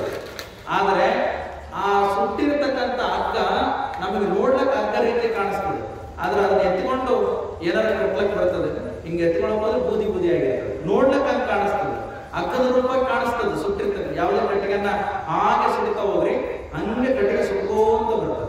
ಒಂದು ಧೂಪನೇ ಉದ್ದ ಇರ್ತಕ್ಕಂಥ ಒಂದು ಧೂಪದ ಬತ್ತಿಯನ್ನು ನೀವು ಇಡಿರಿ, ಊದಿನ ಕಡ್ಡಿರ ಇಡ್ರಿ, ಹಾಗೆ ಸುಟ್ಕೋಂತ ಹೋಗ್ತದೆ. ಅದು ರೂಪ ಹಂಗೆ ಅದ. ಆದ್ರೆ ಮೊದಲನೇ ಗುಣ ಇದೇನು? ಮೊದಲನೇ ಗುಣ ಇದೆಯಾ? ಇಲ್ಲ. ಅದೇ ರೀತಿಯಾಗಿ ನಾನು ಸಹಿತ ನೋಡಲಿಕ್ಕೆ ನಿಮಗೆ ಹೆಣ್ಣು ರೂಪ ಆಗಿರ್ಬೋದು, ಅಥವಾ ನೋಡಲಿಕ್ಕೆ ಒಂದು ವ್ಯಕ್ತಿಯ ರೂಪ ಆಗಿರ್ಬೋದು, ಆದರೆ ನನ್ನೊಳಗೆ ಆ ಭಾವನೆಗಳೆಲ್ಲ, ಲೌಕಿಕ ಅವಗುಣಗಳ ಭಾವನೆಗಳನ್ನೆಲ್ಲ ಕಳ್ಕೊಂಡು ಪರಮಾತ್ಮನಿಗೆ ಮೀಸಲೆಡೆಯಾಗಿದ್ದೀನಿ. ಅದು ಸುಟ್ಟ ಹಗ್ಗದಂತೆ ಅಂತ ಹೇಳ್ತಾರೆ. ಅಷ್ಟೇ ಅಲ್ಲ, ಮತ್ತೊಂದು ಮಾತು ಹೇಳ್ತಾಳ, ಜಲವ ಬೊಂಬೆಯಲ್ಲಿ ನೋಡಿ, ಬೊಂಬೆ ಸೂತ್ರದ ಬೊಂಬೆ. ಆ ಸೂತ್ರ ಇದ್ದಾಗ ಮಾತ್ರ ಬೊಂಬೆ ಆಟ ಆಡ್ತದೆ. ಆ ಸೂತ್ರನೇ ಇಲ್ಲ ಅಂತಂದ್ರೆ ಬೊಂಬೆ ಆಡ್ಲಕ್ಕೆ ಬರ್ತದೆ. ಹಂಗ ನಾನಾದ್ರೂ ಸೂತ್ರವನ್ನ ಹಿಡ್ಕೊಂಡೆ ಇಲ್ಲಿ ಪರಮಾತ್ಮನ ಆಡಿಸಿದಂತೆ ನಾನು ಇರೋದ್ರಿಂದ ಎಲ್ಲವನ್ನೂ ಸಹಿತ ಅವನದೇ ಭಾವ ಅಂತ ಇದೆ. ಈಗ ಒಂದು ಸುಂದರವಾಗಿರ್ತಕ್ಕಂಥ ಕೆರೆ ಇದೆ, ಅದಕ್ಕೆ ನಾವು ಕೆರೆ ಅಂತ ಕರಿತೀವಿ, ನೀರು ಇರ್ತಕ್ಕಂಥ ಕೆರೆ ಅಂತ ಕರಿತೀವಿ. ಯಾವಾಗ ನೀರು ತುಂಬಿರ್ತಕ್ಕಂಥ ಕೆರೆ, ನೀರಿದ್ದಾಗ ಕೆರೆ ಅಂತ ಕರಿತೀವಿ, ನೀರಿಲ್ಲಾರ್ದಾಗ ನಾವೇನಂತ ಕರಿತೀವಿ? ಅವಾಗೂ ಸಹಿತ ಕೆರೆ ಅಂತ ಕರಿತೀವಿ. ಆದ್ರೆ ನೀರು ಅದಾವೇನು? ಇಲ್ಲ. ಆದ್ರೆ ಕರೆಯೋದೇನು? ಕೆರೆ. ಹಾಗಾಗಿ ನೋಡುವವರ ಕಣ್ಣಿಗೆ ದೃಷ್ಟಿಯಲ್ಲಿ ನಾನು ದೇಹ ಭಾವದಲ್ಲಿದ್ದರೂ ಸಹಿತ ಆತ್ಮಿಕ ಭಾವದಲ್ಲಿ ನಾನು ಪರಮಾತ್ಮನಿಗೆ ಒಲಿದವಳು ಅನ್ನೋ ಮಾತನ್ನ ಮಹಾದೇವಿ ಬಹಳ ಚೆನ್ನಾಗಿ ಹೇಳ್ತಾರೆ. ಅಂದ್ರೆ ಇಡೀ ನನ್ನ ದೇಹವನ್ನ ಶಿವನ ಆ ಒಂದು ಚಿದಗ್ನಿಯಲ್ಲಿ ಅದನ್ನ ಸುಟ್ಟು ನನ್ನ ಅಂಗವನ್ನ ನೋಡ್ಲಿಕ್ಕೆ ತೋರ್ಲಿಕ್ಕೆ ಅದ ಅಂಗವಾಗಿ ಕಾಣಿಸ್ತದ. ಆದ್ರೆ ಈ ಅಂಗ ಅನಂತವಾಗಿದೆ, ಲಿಂಗ ಸ್ವರೂಪವಾಗಿದೆ. ಹಾಗಾಗಿ ಲಿಂಗ ಸ್ವರೂಪವಾಗಿರ್ತಕ್ಕಂಥ ಈ ದೇಹವನ್ನ ನಾನು ಚನ್ನಮಲ್ಲಿಕಾರ್ಜುನಿಗೆ ಅರ್ಪಿಸಿದ್ದೀನಿ ದೇವ ಅಂತ ಹೇಳಿ ತಿಳ್ಕೊಂಡು ಪ್ರಭುವಿಗೆ ಹೇಳ್ತಾರೆ. ಹಾಗಾದ್ರೆ ಪ್ರಭು ಪ್ರಶ್ನೆ ಕೇಳ್ತಾನ, ರೂಪಿಂಗೆ ಕೇಳುಂಟು, ನಿರೂಪಿಂಗೆ ಕೇಳಿಲ್ಲ. ರೂಪು ನಿರೂಪು ಒಳಬರುವ ಪರ್ಯಂತ ಹೇಳ ಅಸಂಬದ್ಧ ಸಂಬಂಧವಾಗಿದೆ. ದೇಹ ಇಂದ್ರಿಯ ಎಂಬ ಜಾತಿ ಸೂತಕವಿರಲು ಗುಹೇಶ್ವರ ಲಿಂಗವು ಮುಟ್ಟಬಾರದು ಅಂತ ಹೇಳ್ತಾರೆ. ಅಂದ್ರ ಮಹಾದೇವಿ ನೀನೇನೋ ಪರಮಾತ್ಮನಿಗೆ ಸೇರಿ ದೇಹವನ್ನ ಅರ್ಪಿಸಿಬಿಟ್ಟೆ ಅಂತ ಹೇಳ್ತಾರೆ. ಆದ್ರೆ ಅರ್ಪಿಸ್ಲಿಕ್ಕ ನೀನು ನೋಡಿದ ಸಾಕಾರ ರೂಪ ಇದೆ, ನಿನಗೆ ಹಸಿವಿದವ, ಕೃಷಿ ಅದವ, ಎಲ್ಲವೂ ಇದಾವೆ. ಆದ್ರೆ ಪರಮಾತ್ಮನಾದರೂ ನಿರಾಕಾರನಾಗಿರ್ತಕ್ಕಂಥ ಪರಮಾತ್ಮನೇ, ಅವನಿಗೆ ನಾಮ ರೂಪಗಳು ಏನೂ ಇಲ್ಲ. ಹಾಗಾದ್ಮೇಲೆ ಒಂದು ಕಡೆ ನಾಮರೂಪ ಇರ್ಲಾರ್ದಂತ ದೇವ ನನ್ನ ಚನ್ನಮಲ್ಲಿಕಾರ್ಜುನ ಅಂತ ಹೇಳಿದ್ಯಾ, ಸಾವು ಕೇಳು ಇರ್ಲಾರ್ದಂತ ಪರಮಾತ್ಮ, ರೋಗ ಇಲ್ಲಾರ್ದ ಪರಮಾತ್ಮ ಅಂತ ಒಂದು ಕಡೆ ಹೇಳಿದ್ಯಾ, ಮತ್ತೊಂದು ಕಡೆ ಅವನನ್ನ ಬೆರೆತೆ ಅಂತ ಹೇಳ್ತೀಯ. ನೀರು ಕೊಡ್ತದೆ, ಒಂದಾಗಿ ಬಿಡುತ್ತದೆ. ಆಗತ್ತಿಲ್ಲ, ಬೆಂಕಿ ಪುಡಿ ಒಂದಾಗ್ತದೆ, ಆಗ್ತದಲ್ಲ. ಗಾಳಿ ಪುಡಿ ಒಂದಾಗ್ತದೆ, ಆಗ್ತದಲ್ಲ. ಅದೇ ರೀತಿಯಾಗಿ ಮತ್ತೆ ನೀವು ನೋಡಿದ ಸಾಕಾರ, ಪರಮಾತ್ಮ ನಿರಾಕಾರ. ಹಾಗಾದ್ರೆ ನಿಮ್ಮ ಸಂಬಂಧ ಹೆಂಗೆ ಕೂಡ್ಲಿಕ್ಕೆ ಸಾಧ್ಯ ಇದೆ ಅಂತ ಕೇಳ್ತಾರಲ್ಲ ಮಕ್ಕಳು. ಅವಾಗ ಮಹಾದೇವಿ ಹೇಳ್ತಾಳ, ಯಾವಾಗ ಸಾಕಾರ ನಿರಾಕಾರ ಹಿಂಗ ಕೂಡ್ಲಿಕ್ಕೆ ಸಾಧ್ಯ ಇಲ್ಲ, ನಿನ್ನ ಮಾತನ್ನ ಗುಹೇಶ್ವರ ಲಿಂಗಕ್ಕೆ ಅರ್ಪಿಸಲಾಗದು, ಮುಟ್ಟಿಸಲಾಗದು ಅಂತ ಹೇಳ್ತಾರೆ. ಅವಾಗ ಮಹಾದೇವಿ ಹೇಳ್ತಾಳ, ಇಷ್ಟು ಸುಂದರವಾಗಿರ್ತಕ್ಕಂಥ ಒಂದು ಪ್ರಶ್ನೆಗೆ ಉತ್ತರ ನೋಡಿ ಪ್ರಭುವೇ.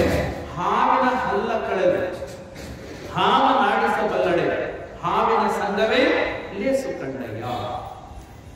ಕಾಯದ ಸಂಘವ ವಿವರಿಸಬಲ್ಲಡೆ, ಕಾಯದ ಸಂಘವ ಲೇಸು ಕಂಡಯ್ಯ.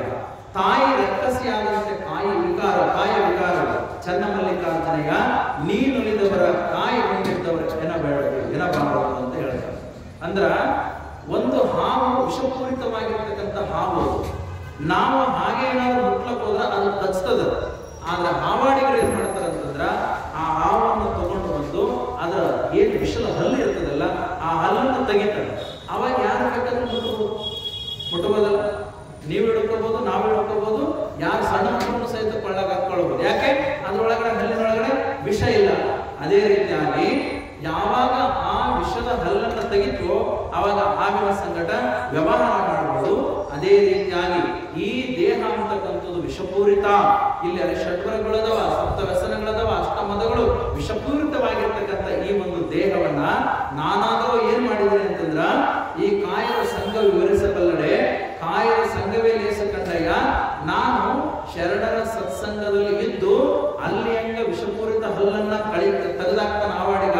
ಅದೇ ರೀತಿಯಾಗಿ ನಾನು ಸದ್ಗುರುವಿನ ದಯಾ ಅಂತಃಕರಣದಿಂದ ನನ್ನೊಳಗಿರ್ತಕ್ಕಂಥ ಎಲ್ಲ ವಿಷಯ ವಾಸನೆಗಳ ಹಲ್ಲನ್ನ ಕಳಕೊಂಡು ನಿರ್ಲಿಪ್ತ ಭಾವದಲ್ಲಿ ನಾನಿದ್ದೀನಿ. ಹಾಗಾಗಿ ನನ್ನೊಳಗಡೆ ಅಂತ ಒಂದು ಭಾವ ಇರಲಾರದ ಕಾರಣ ನನ್ನ ಇಡೀ ದೇಹ ನೋಡ್ಲಿಕ್ಕೆ ಸಾಕಾರವಾಗಿರ್ಬೋದು, ಆದ್ರೆ ಒಳಗಡೆ ಎಲ್ಲ ಭಾವ ನಿರಾಕಾರವಾಗಿರೋದ್ರಿಂದ ನಾನು ಪರಮಾತ್ಮನಿಗೆ ಅದೇ ರೀತಿಯಾಗಿ ಇದು ಹೆಂಗಪ್ಪ ನಮ್ಗೆ ಉದಾಹರಣೆ ಅಂತಂದ್ರೆ, ನಿರ್ಲಿಪ್ತ ಭಾವದಲ್ಲಿ ಇರ್ತಾರ, ನೋಡ್ಲಿಕ್ಕೆ ಹಂಗ ಕಾಣಿಸ್ತಾರ. ನಾವು ನಿಮ್ಮಂಗೆ ಇದೀವಿ, ನಮಗೂ ಕಂಡವ ನಿಮಗೂ ಕಂಡವ, ನಮ್ಮ ಕಾಲ ನಿಮಗೂ ಕಾಲ, ಎಲ್ಲ ಮಹಾತ್ಮರಿಗೂ ಇದ್ದಂಗೆ ಇರ್ತಾರೋ. ಅದಕ್ಕೆ ಅಪ್ಪಣ್ಣ ಬಹಳ ಚೆನ್ನಾಗಿ ಹೇಳ್ತಾರೆ, ಈ ಜಗದಂತೆ ಹೋಗ್ತಾರ ಶರಣರು ಮಹಾತ್ಮರು, ಈ ಜಗದಲ್ಲೇ ಇರ್ತಾರ, ಜಗತ್ತನ್ನು ಬಿಟ್ಟು ಒಂದು ಕ್ಷಣನೂ ಇರೋದಿಲ್ಲ. ಆದ್ರ ಜಗವನ್ನ ಗೆದ್ದು ಹೋಗ್ತಾರ, ನಾವು ಸೋತು ಹೋಗ್ತೀವಿ. ಅದಕ್ಕೆ ಹೆಂಗಪ್ಪ ಅಂತಂದ್ರ, ಒಂದು ಬಾರಿ ಒಂದು ಟ್ರೈನ್ಯಾಗ ಒಬ್ಬ ವೀರ ಸನ್ಯಾಸಿ ಅವನು ಒಂದು ಕಾಶಿ ಕ್ಷೇತ್ರಕ್ಕೆ ಹೋಗ್ಬೇಕಾಗ್ತದೆ. ಹೋಗುವಂತ ಸಂದರ್ಭದಲ್ಲಿ ಅವನು 2ನೇ ದರ್ಜೆ ಟಿಕೆಟ್ ತಗೊಂಡ. ಈಗ 2 ಟೈರ್ 3 ಟೈರ್ ಅಂತ AC ಇರುತ್ತೆ ಟ್ರೈನ್. ಅವ 2 ಟೈರ್ AC ಹೊರಟಾರ ಸನ್ಯಾಸಿ. ಅದೇ ಪಕ್ಕದಲ್ಲೇ ಮತ್ತೊಬ್ಬ ಶ್ರೀಮಂತ ಅವನು ಸಹಿತ ಹೊರಟಾರ. ಇಬ್ರು ಮಾತುಕತೆ ಆಗ್ತದ. ಇವರು ಸನ್ಯಾಸಿಗಳು ಲಗೇಜ್ ತಗೊಂಡಾರ, ಅವರು ಸಹಿತ ಲಗೇಜ್ ತಗೊಂಡಾರ. ಪ್ರಶ್ನೆ ಮೂಡಿದ್ರು ಯಾರಿಗೆ? ಶ್ರೀಮಂತನಿಗೆ. ಅಲ್ಲ, ಈ ಸನ್ಯಾಸಿಗಳು ಅಂತಾರ, ಇವ್ರಿಗೆ ಯಾಕೆ ಇಂತ ಇಂಪಾರ್ಟೆಂಟ್ AC ಗಾಡಿ ಬೇಕು, ಇದ್ರೊಳಗಡೆ ಯಾಕೆ ಪ್ರಯಾಣ ಮಾಡ್ತಾರ, ಮತ್ತೆ ನಮಗೂ ಇವ್ರಿಗೆ ಏನ್ ವ್ಯತ್ಯಾಸ ಅದ, ಎಲ್ಲ ಸಾಮಾನು ಸರಂಜ ನಮಗೆ ತಗೊಂಡು ಹೊಂಟಾನ ಅಂತ ಹೇಳಿ ಅವನಿಗೆ ಪ್ರಶ್ನೆ ಹುಟ್ಟಿತು. ಆ ಗುರುಗಳ ಹತ್ರ ಬಂದು ಕೇಳಿದ್ರು, ಗುರುಗಳೇ ಮತ್ತೆ ನಮಗೂ ಏನು ವ್ಯತ್ಯಾಸ ಅದ, ನಾವು ಹಂಗೆ ವ್ಯವಹಾರ ಮಾಡ್ತೀವಿ, ನೀವು ಹಂಗೆ ವ್ಯವಹಾರ ಮಾಡ್ತೀವಿ, ಒಂದೇ ಟ್ರೈನ್ ಇದ್ದೀವಿ, ಮತ್ತ 2 ಟೈರ್ AC ನಡೆದಿದ್ದೆವು, ಅದಕ್ಕೆ ನಿಮ್ಮಲ್ಲಿ ಏನ್ ವ್ಯತ್ಯಾಸ ನಾನು ಕಾಣಬೇಕು ಅಂತ ಅವಾಗ ಸುಮ್ಮನೆ ಕೊಡ್ತಾರೆ. ಯಾವತ್ತು ಮಹಾತ್ಮರು ಅವಾಗ ತಕ್ಷಣ ಉತ್ತರ ಕೊಡಲ್ಲ, ಕೆಲವು ಪರೀಕ್ಷೆ ಮಾಡ್ತಾರೆ. ಅವಾಗ ಸುಮ್ಮನೆ ಕುಳಿತು ಅವ್ನು ಕೇಳೋ ಎಲ್ಲ ಪ್ರಶ್ನೆಗಳನ್ನ ಕೇಳ್ಕೊಂಡು ಸುಮ್ಮನೆ ಕುಳಿತು ಮೌನ ಹೋಗ್ತಾರೆ. ಅವಾಗ ಒಂದು ಕಡೆ ಎಲ್ಲಪ್ಪ ಮೀರಜ್ ಟ್ರೈನ್ ನಿಂತಾಗ ಅವಾಗ ಚಾ ಕುಡ್ಲಿಕ್ಕೆ ಹೋಗೋಣ ಬರ್ರಿ ಅಂತ ಅವಾಗ ಸಹಜವಾಗಿ ಗುರುಗಳು ಕೆಳಗಡೆ ಹೇಳಿದ್ರು. ಕುಂತರು ಒಂದು ಕಡೆ, ಒಂದು ಅರ್ಧ ಗಂಟೆ ವೇಟಿಂಗ್ ಇದೆ. ಕುಂತಂಗೆ ಮಾತಾಡ್ತಾ ಹೋದ್ರು. ಅವನು ಕೇಳಿರ್ತಕ್ಕಂಥ ಪ್ರಶ್ನೆಗಳಿಗೆಲ್ಲ ಉತ್ತರ ಕೊಟ್ಕೊಂತ ಹೋದ್ರು. ಕೊಟ್ಕೊಂತ ಹೋದ್ಮೇಲೆ ತಾವು ಹಾಲು ಕುಡಿದ್ರು, ಅವನು ಚಾ ಕುಡ್ದ. ಇನ್ನು ಟ್ರೈನ್ ಬಿಡ್ಲಕ್ಕ ಅವಾಗ ಏನ್ ಮಾಡಿದ್ರು ಅಂತಂದ್ರೆ ಗುರುಗಳ ಶ್ರೀಮಂತನ ಕೈ ಹಿಡಿದ್ರು. ಯಾಕ್ರಿ ಗುರುಗಳ ಕೈ ಹಿಡಿದ್ರಿ, ಟ್ರೈನ್ ಹೊರಟದ, ಈಗ ನಾವ್ ಇಲ್ಲೇ ಹೋಗ್ಕೊಂಡ್ಬಿಟ್ರೆ ಕಾಶಿ ಮುಟ್ಲಕ್ಕಾಗಲ್ಲ, ನಮ್ಮೆಲ್ಲ ಲಗೇಜ್ ಅಲ್ಲೇವ. ಅವಾಗ ಗುರುಗಳು ನಾನು ಲಗೇಜ್ ಅಲ್ಲೇವ. ಅಲ್ಲರಿ ನಾನು 2 ಟೈರ್ AC ಹೊಂಟೀನಿ, ನಾನು 2 ಟೈರ್ AC ಹೊಂಟಿದ್ದೀನಿ. ಅಲ್ರಿ ಗುರುಗಳೇ ನಿಮ್ಗೆ ಹೆಂಡತ ಮಕ್ಕಳ ಅದ ಇದ ಸಂಸಾರ ಏನು ನಮ್ಗೆಲ್ಲ ಅದ, ಅಲ್ಲೆಲ್ಲ ನಾನು ಡ್ಯೂಟಿ ಮಾಡ್ಬೇಕಾಗಿದೆ, ಹೋಗ್ಬೇಕು ಬಿಡ್ರಿ, ಕೈ ಬಿಡ್ರಿ ಅಂತ ಸ್ವಲ್ಪ. ಇಲ್ಲ ಇಲ್ಲ ನೀ ಹೇಳಿದಲ್ಲ ನಮ್ಮಂಗೇನೇನಿದ್ರಿ, ಮತ್ ನಮ್ಮಂಗೆ ಎಲ್ಲ ವ್ಯವಹಾರ ಮಾಡ್ತೀರಿ, ಮತ್ ನನಗೂ ಸಹಿತ ಇರ್ಬೇಕಂತ ನೀವು ಭಾವಿಸಬೇಕಲ್ಲ, ಮತ್ತಿದ್ರೆ ಯಾಕೆ ನೀವು ಇಲ್ಲಿ ಕೂಡ್ತೀರಿ? ಹಾ ತಮ್ಮ, ಇದೇ ಇರೋದು ಮಜಾ. ಸನ್ಯಾಸಿಗಳಾದವು, ಗುರುಗಳಾದವು, ಅವರು ತಮಗಾಗಿ ಬದುಕೋದಿಲ್ಲ. ಒಂದು ವೇಳೆ ಬದುಕೋದಾಯ್ತು ಅಂದ್ರೆ ಕಲ್ಯಾಣ ಕಾರ್ಯಕ್ಕೋಸ್ಕರ ಸಮಾಜಕ್ಕೆ ಬದುಕ್ತಾರ, ಒಳ್ಳೆಯದನ್ನೇ ಬಯಸಿ ಬದುಕ್ತಾರ. ಅದಕ್ಕೆ ತಮ್ಮ ಭಾವನೆಯಲ್ಲಿ ಏನೂ ಚೂರು ಇಟ್ಕೊಳ್ಳಾದಂತೆ, ಕಲ್ಮಶ ಇಟ್ಕೊಳ್ಳಾದಂತೆ ಆಧ್ಯಾತ್ಮ ಜೀವಿಗಳು ಬದುಕ್ತಾರ. ಅವ್ರಿಗೆ ಇದ್ರಷ್ಟು ಓದ್ರಷ್ಟು ಇರೋವರೆಗೂ ಸಮಾಜಮುಖಿಯಾಗಿ ಸೇವೆ ಮಾಡ್ಬೇಕಂತ ಇರ್ತಾರ ಹೊರತಾಗಿ ಅದಕ್ಕೆ ನೀನು ತಪ್ಪು ಭಾವಿಸಬಾರದು ಅಂತ ತಿಳ್ಕೊಂಡು ಉದಾಹರಣೆ ಕೊಡ್ತಾರೆ. ಹಾಗೆ ಮಹಾದೇವಿಗೆ ಸಹಿತ ಹೇಳ್ತಾರ, ತೋರಲಿಕ್ಕೆ ನಾವು ಈ ರೀತಿಯಾಗಿರ್ಬೋದು, ಆದ್ರೆ ಒಳಗಡೆ ಬರತಕ್ಕಂಥ ಎಲ್ಲ ಅರಿಷಡ್ವರ್ಗಗಳನ್ನ ಸುಟ್ಟು, ಅಷ್ಟಮದಗಳನ್ನೆಲ್ಲ ಸುಟ್ಟು ಗುರುವಿನ ಅಂತಃಕರಣದಿಂದ, ದೈವ ಅಂತಃಕರಣದಿಂದ ನಾನು ಪರಮಾತ್ಮನೊಳಗೆ ಒಂದಾಗಿ ಎನ್ನುವ ಭಾವನೆ ಹೇಳ್ತಾರೆ. 9ನೇ ಪ್ರಶ್ನೆ ಕೇಳ್ತಾರೆ ಪ್ರಭು, ತನು ಗುಣವ ವಿವರಿಸಿನೆಂದರೆ ಮನಶುದ್ಧವಾಗಬೇಕು, ಮನದ ಗುಣವ ವಿವರಿಸಿನೆಂದರೆ ಇಂದ್ರಿಯ ಶುದ್ಧವಾಗಬೇಕು. ತನು ಮನ ಇಂದ್ರಿಯಗಳು ಶುದ್ಧ ಸುವಿಧಾನಿಯಾಗಿ ಲಿಂಗ ಮುಖಕ್ಕೆ ವೇದ್ಯವಾಗಲ್ಲದೆ ಗುಹೇಶ್ವರನ ರಸಗೊಳಬಾರದು. ಕೇಳತಾಯಿ, ನೀನು ತನು ಶುದ್ಧ ಮಾಡ್ಕೊಂಡೆಂದಿ, ಮನ ಶುದ್ಧ ಮಾಡ್ಕೊಂಡೆಂದಿ, ಭಾವ ಶುದ್ಧ ಮಾಡ್ಕೊಂಡೆಂದಿ. ಈ ತನು ಮನ ಇಂದ್ರಿಯಗಳಿಂದವಲ್ಲ, ಇವು ಶುದ್ಧ ಆಗಿರಬೇಕು. ಅವ ಆಗಿಲ್ಲ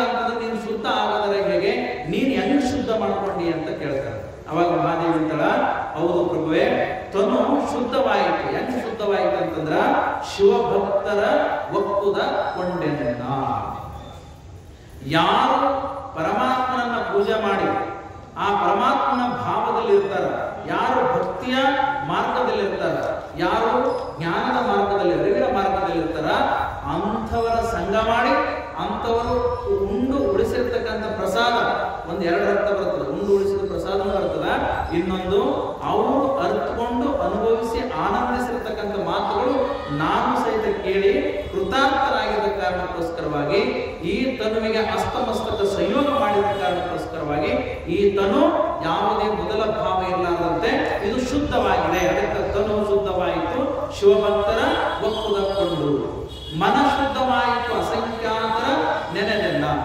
ನಾನು ಮನಸ್ಸು, ನಿಮ್ಮ ಮನಸ್ಸಲ್ಲಿ ಕುಂತದ, ಒಂದಿಷ್ಟು ಜನರ ಮನಸ್ಸು ಇರ್ಬೋದೇನೋ, ಇನ್ನೊಂದಿಷ್ಟು ಜನರ ಮನಸ್ಸು ಏನ್ ಹೇಳ್ತಾರೆ ಏನಿಲ್ಲ ಅಂತ ವಿಚಾರ ಮಾಡ್ತಿರ್ಬೋದೇನೋ, ಇನ್ನೊಂದಿಷ್ಟು ಮನಸ್ಸು ಮನೆಗೆ ಏನೋ ಬಿಟ್ಟು ಬಂದಿವಂತ ಇರ್ಬೋದೇನೋ, ಅಥವಾ ನಾಳೆ ಎಲ್ಲಿಗಾರ ಹೋಗೋದಿತ್ತಂದ್ರೆ ಹೋಗ್ಬೇಕಲ್ಲ, ಇವತ್ತು ತಯಾರಾಗಿ ಬಿಡ್ತಾರೋ ಇಲ್ವೋ ಅಂತನೋ, ಹಿಂಗೇನೋ ಒಟ್ಟು ನಡೆದಿರ್ತಾವ. ನಮ್ಮ ಮಕ್ಕಳನ್ನ ಬಿಟ್ಟು ಬಂದಿರೋ ಏನೋ ಅಂತ ಹಿಂಗೆಲ್ಲ ನಡೆದಿರ್ತಾವಲ್ಲ. ಅದಕ್ಕ ನಮ್ಮ ಮನಸ್ಸುಗಳು ಆ ಕಡೊಮ್ಮ ಈ ಕಡೊಮ್ಮ, ಈ ಕಡೊಮ್ಮೆ ಆ ಕಡೊಮ್ಮ ಹರಿದಾಡ್ತಾ ಇರ್ತಾರೆ. ಆದ್ರೆ ಮಹಾದೇವಂತಳ ನನ್ನ ಮನಸ್ಸು ಹರಿಲಾರ್ದಂಗ ನಾನೇನ್ ಮಾಡಿದೀನಿ, ನಮ್ಮ ಎಲ್ಲ ಅಸಂಖ್ಯಾತರ ಪುರಾತನ ಹೇಳಿರ್ತಕ್ಕಂಥ ಒಂದು ಮಾತಿನಲ್ಲೇ ನನ್ನ ಮನಸ್ಸು ಲೀನ ಲೀನ ಲೀನ ಲೀನ ಲೀನ ಆಗಿಬಿಟ್ಟದ. ಅದಕ್ಕ ಮನಸ್ಸಿಗೆ ಎರಡು ಭೇದ ಇಲ್ಲಾರಂತೆ ನನಗಿರೋದು ಒಂದೇ ಮನಸ್ಸು. ಆ ಮನಸ್ಸನ್ನ ಪರಮಾತ್ಮನೊಳಗೆ ಸಿಕ್ಕಾಕ್ಸಿಬಿಟ್ಟಿದ್ದೀನಿ. ಹೆಂಗ ಈ ಜಗತ್ತಿಗೆ ಸೂರ್ಯ ಬಂದಾಗ ಈ ಜಗತ್ತಿನ ಎಲ್ಲ ಚೇಷ್ಟೆಗಳು, ಎಲ್ಲ ವ್ಯವಹಾರಗಳು ಹೆಂಗ ತಯಾರ ಮಾಡ್ಲಿಕ್ಕೆ ಶುರು ಮಾಡ್ತಾವೋ, ಹಂಗೆ ನನ್ನ ಮನಸ್ಸು ವಿಕಾರ ಆಗ್ತಕ್ಕಂಥ ಒಂದು ಮನಸ್ಸನ್ನ ಪರಮಾತ್ಮನ ಒಳಗೆ ಬೆರೆಸಿಬಿಟ್ಟಿದ್ದೀನಿ.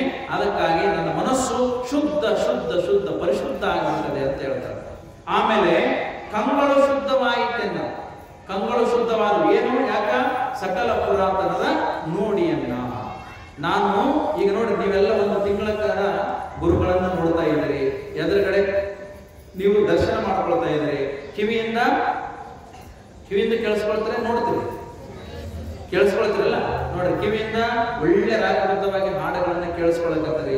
ಅದಕ್ಕೆ ಅಕ್ಕಮಾದಿ ಹೇಳ್ತಾಳ, ಕಣ್ಣಿಗೆ ಶೃಂಗಾರ ಏನು ಗುರು ಹಿರಿಯರು, ಕರ್ಣಕ್ಕೆ ಶೃಂಗಾರ ಏನು ಪುರಾತನ ಸುಗಿತಗಳ ಕೇಳು, ವಚನಕ್ಕೆ ಶೃಂಗಾರ ಏನು ಸತ್ಯವ ಮಾತನಾಡುವುದು, ಸಂಭಾಷಣೆಗೆ ಶೃಂಗಾರ ಏನು ಸದ್ಭಕ್ತರ ನುಡಿಗಳ, ಜೀವಿಸುವ ಜೀವನಕ್ಕೆ ಶೃಂಗಾರ ಏನು ಗಣಮೇಳಪ್ಪ. ಅಂದ್ರೆ ನಮ್ಮ ಕಣ್ಣು ಕೊಟ್ಟನ ದೇವರು ಪುರಾತನನ್ನು ನೋಡುವುದು, ಮಹಾತ್ಮನ ದರ್ಶನ ಮಾಡ್ಕೊಳ್ಳೋದು, ಗುರುವಿನ ದರ್ಶನ ಮಾಡ್ಕೊಳ್ಳೋದು. ಕಿವಿ ಕೊಟ್ಟನ ಪರಮಾತ್ಮ ಒಳ್ಳೆ ಆಧ್ಯಾತ್ಮಿಕ ಪ್ರವಚನವನ್ನ ಕೇಳೋದು. ಆಮೇಲೆ ನಮಗೆ ನಾಲಿಗೆ ಕೊಟ್ಟಾನ, ಸತ್ಯವನ್ನೇ ನುಡಿಬೇಕು ಅಂತ ಕೊಟ್ಟಾನ. ಅದೇ ರೀತಿಯಾಗಿ ನಾವು ಜೀವಿಸುವ ಜೀವನಕ್ಕೆ ಶೃಂಗಾರ ನಾವು ವ್ಯವಹಾರ ಮಾಡ್ಲಕತ್ತೀವಲ್ಲ, ಈಗೇನು ಮಾತಾಡ್ಲಕತ್ತೀವಲ್ಲ, ಈ ಮಾತಾಡಕ್ಕೆ ಶೃಂಗಾರ ಅಂದ್ರೆ ಸಂಭಾಷಣೆಗೆ ಶೃಂಗಾರ ಸದ್ಭಕ್ತರ ನುಡಿಗಳ. ನಾವು ಹೇಳಿರ್ತಕ್ಕಂಥ ಮಾತುಗಳು ಇವತ್ತು ನಮಗೂ ನಿಮಗೂ ಕನೆಕ್ಟ್ ಮಾಡ್ತಾವೆ. ಒಳ್ಳೆ ಮಾತಾಡಿದ್ರೆ ಜೋರಾಗಿ ಚಪ್ಪಾಳೆ ತಟ್ಟಿದ್ರೆ ಸ್ವಲ್ಪ ಕೇಳಿಸೋದು ಸುಮ್ಮನೆ, ಹೌದಲ್ಲ? ಇದಕ್ಕೆ ಸಂಭಾಷಣೆಗೆ ಶೃಂಗಾರ ಏನಂದ್ರೆ ಸದ್ಭಕ್ತರ ನುಡಿಗಳಲ್ಲ. ಆ ಮಾತುಗಳು ನಮಗೆ ಆನಂದವನ್ನ ಕೊಡ್ತಾವ. ಅಷ್ಟೇ ಅಲ್ಲ, ನಾನು ಬೆಳಗ್ಗೆಯಿಂದ ಸಂಜೆ ತನ ಹುಟ್ಟಿನಿಂದ ಸಾಯತನ ಏನು ಬದುಕ್ತೇನಲ್ಲ, ನಮ್ಮ ಬದುಕು ಸಂಸಾರ ಮುಖಿಯಾಗಿ ಆಗಲಾರದೆ, ವಿಶೇಷವಾಗಿ ಮಹಾದೇವಿ ತಾಯಿಯ ಬದುಕು ಸಂಸಾರ ಮುಖಿಯಾಗಿ ಆಗಲಾರದೆ ಜೀವಿಸುವ ಜೀವನಕ್ಕೆ ಶೃಂಗಾರ ಏನಂದ್ರ ಅಲ್ಲಿ ಧಾರ್ಮಿಕ ಕಾರ್ಯಕ್ರಮಗಳಲ್ಲಿ ಭಾಗಿಯಾಗೋದು. ಎಲ್ಲೆಲ್ಲೆಲ್ಲಿ ಧಾರ್ಮಿಕ ಕಾರ್ಯಕ್ರಮ ನಡೀತಾವ, ಎಲ್ಲೆಲ್ಲಿ ಸದ್ಬೋಧನೆಗಳು ನಡೀತಾವ, ಎಲ್ಲೆಲ್ಲಿ ಸತ್ಸಂಗಗಳು ನಡೀತಾವ, ಅಲ್ಲಿ ಹೋಗಿ ಭಾಗಿಯಾಗೋದ್ರಿಂದ ಈ ಜೀವಿಸುವ ಜೀವನಕ್ಕೆ ಅದರಷ್ಟು ಮತ್ಯಾವುದು ಶೃಂಗಾರ ತಂದು ಕೊಟ್ಟಿತ್ತು ಅಂತ ಮಹಾದೇವಿ ತಾಯಿ ಹೇಳ್ತಾರೆ. ಹಾಗಾಗಿ ನಾನಾದ್ರೂ ಈ ಕಂಗಳನ್ನ ಪುರಾತನ ನೋಡಿ ನೋಡಿ ನೋಡಿ ಶುದ್ಧ ಮಾಡಿಕೊಂಡಿದ್ದೀನಿ. ಅಷ್ಟೇ ಅಲ್ಲ, ಈ ಶ್ರೋತ್ರ ಶುದ್ಧವಾದವು. ಯಾಕ? ಅವರ ಕೀರ್ತಿಯನ್ನ ಕೇಳಿ ಕೇಳಿ ಇದು ಶುದ್ಧ ಮಾಡಿಕೊಂಡೆ. ಭಾವನೆ ಏನಾಗಿದೆ, ಜೀವನವು ಕೇಳ.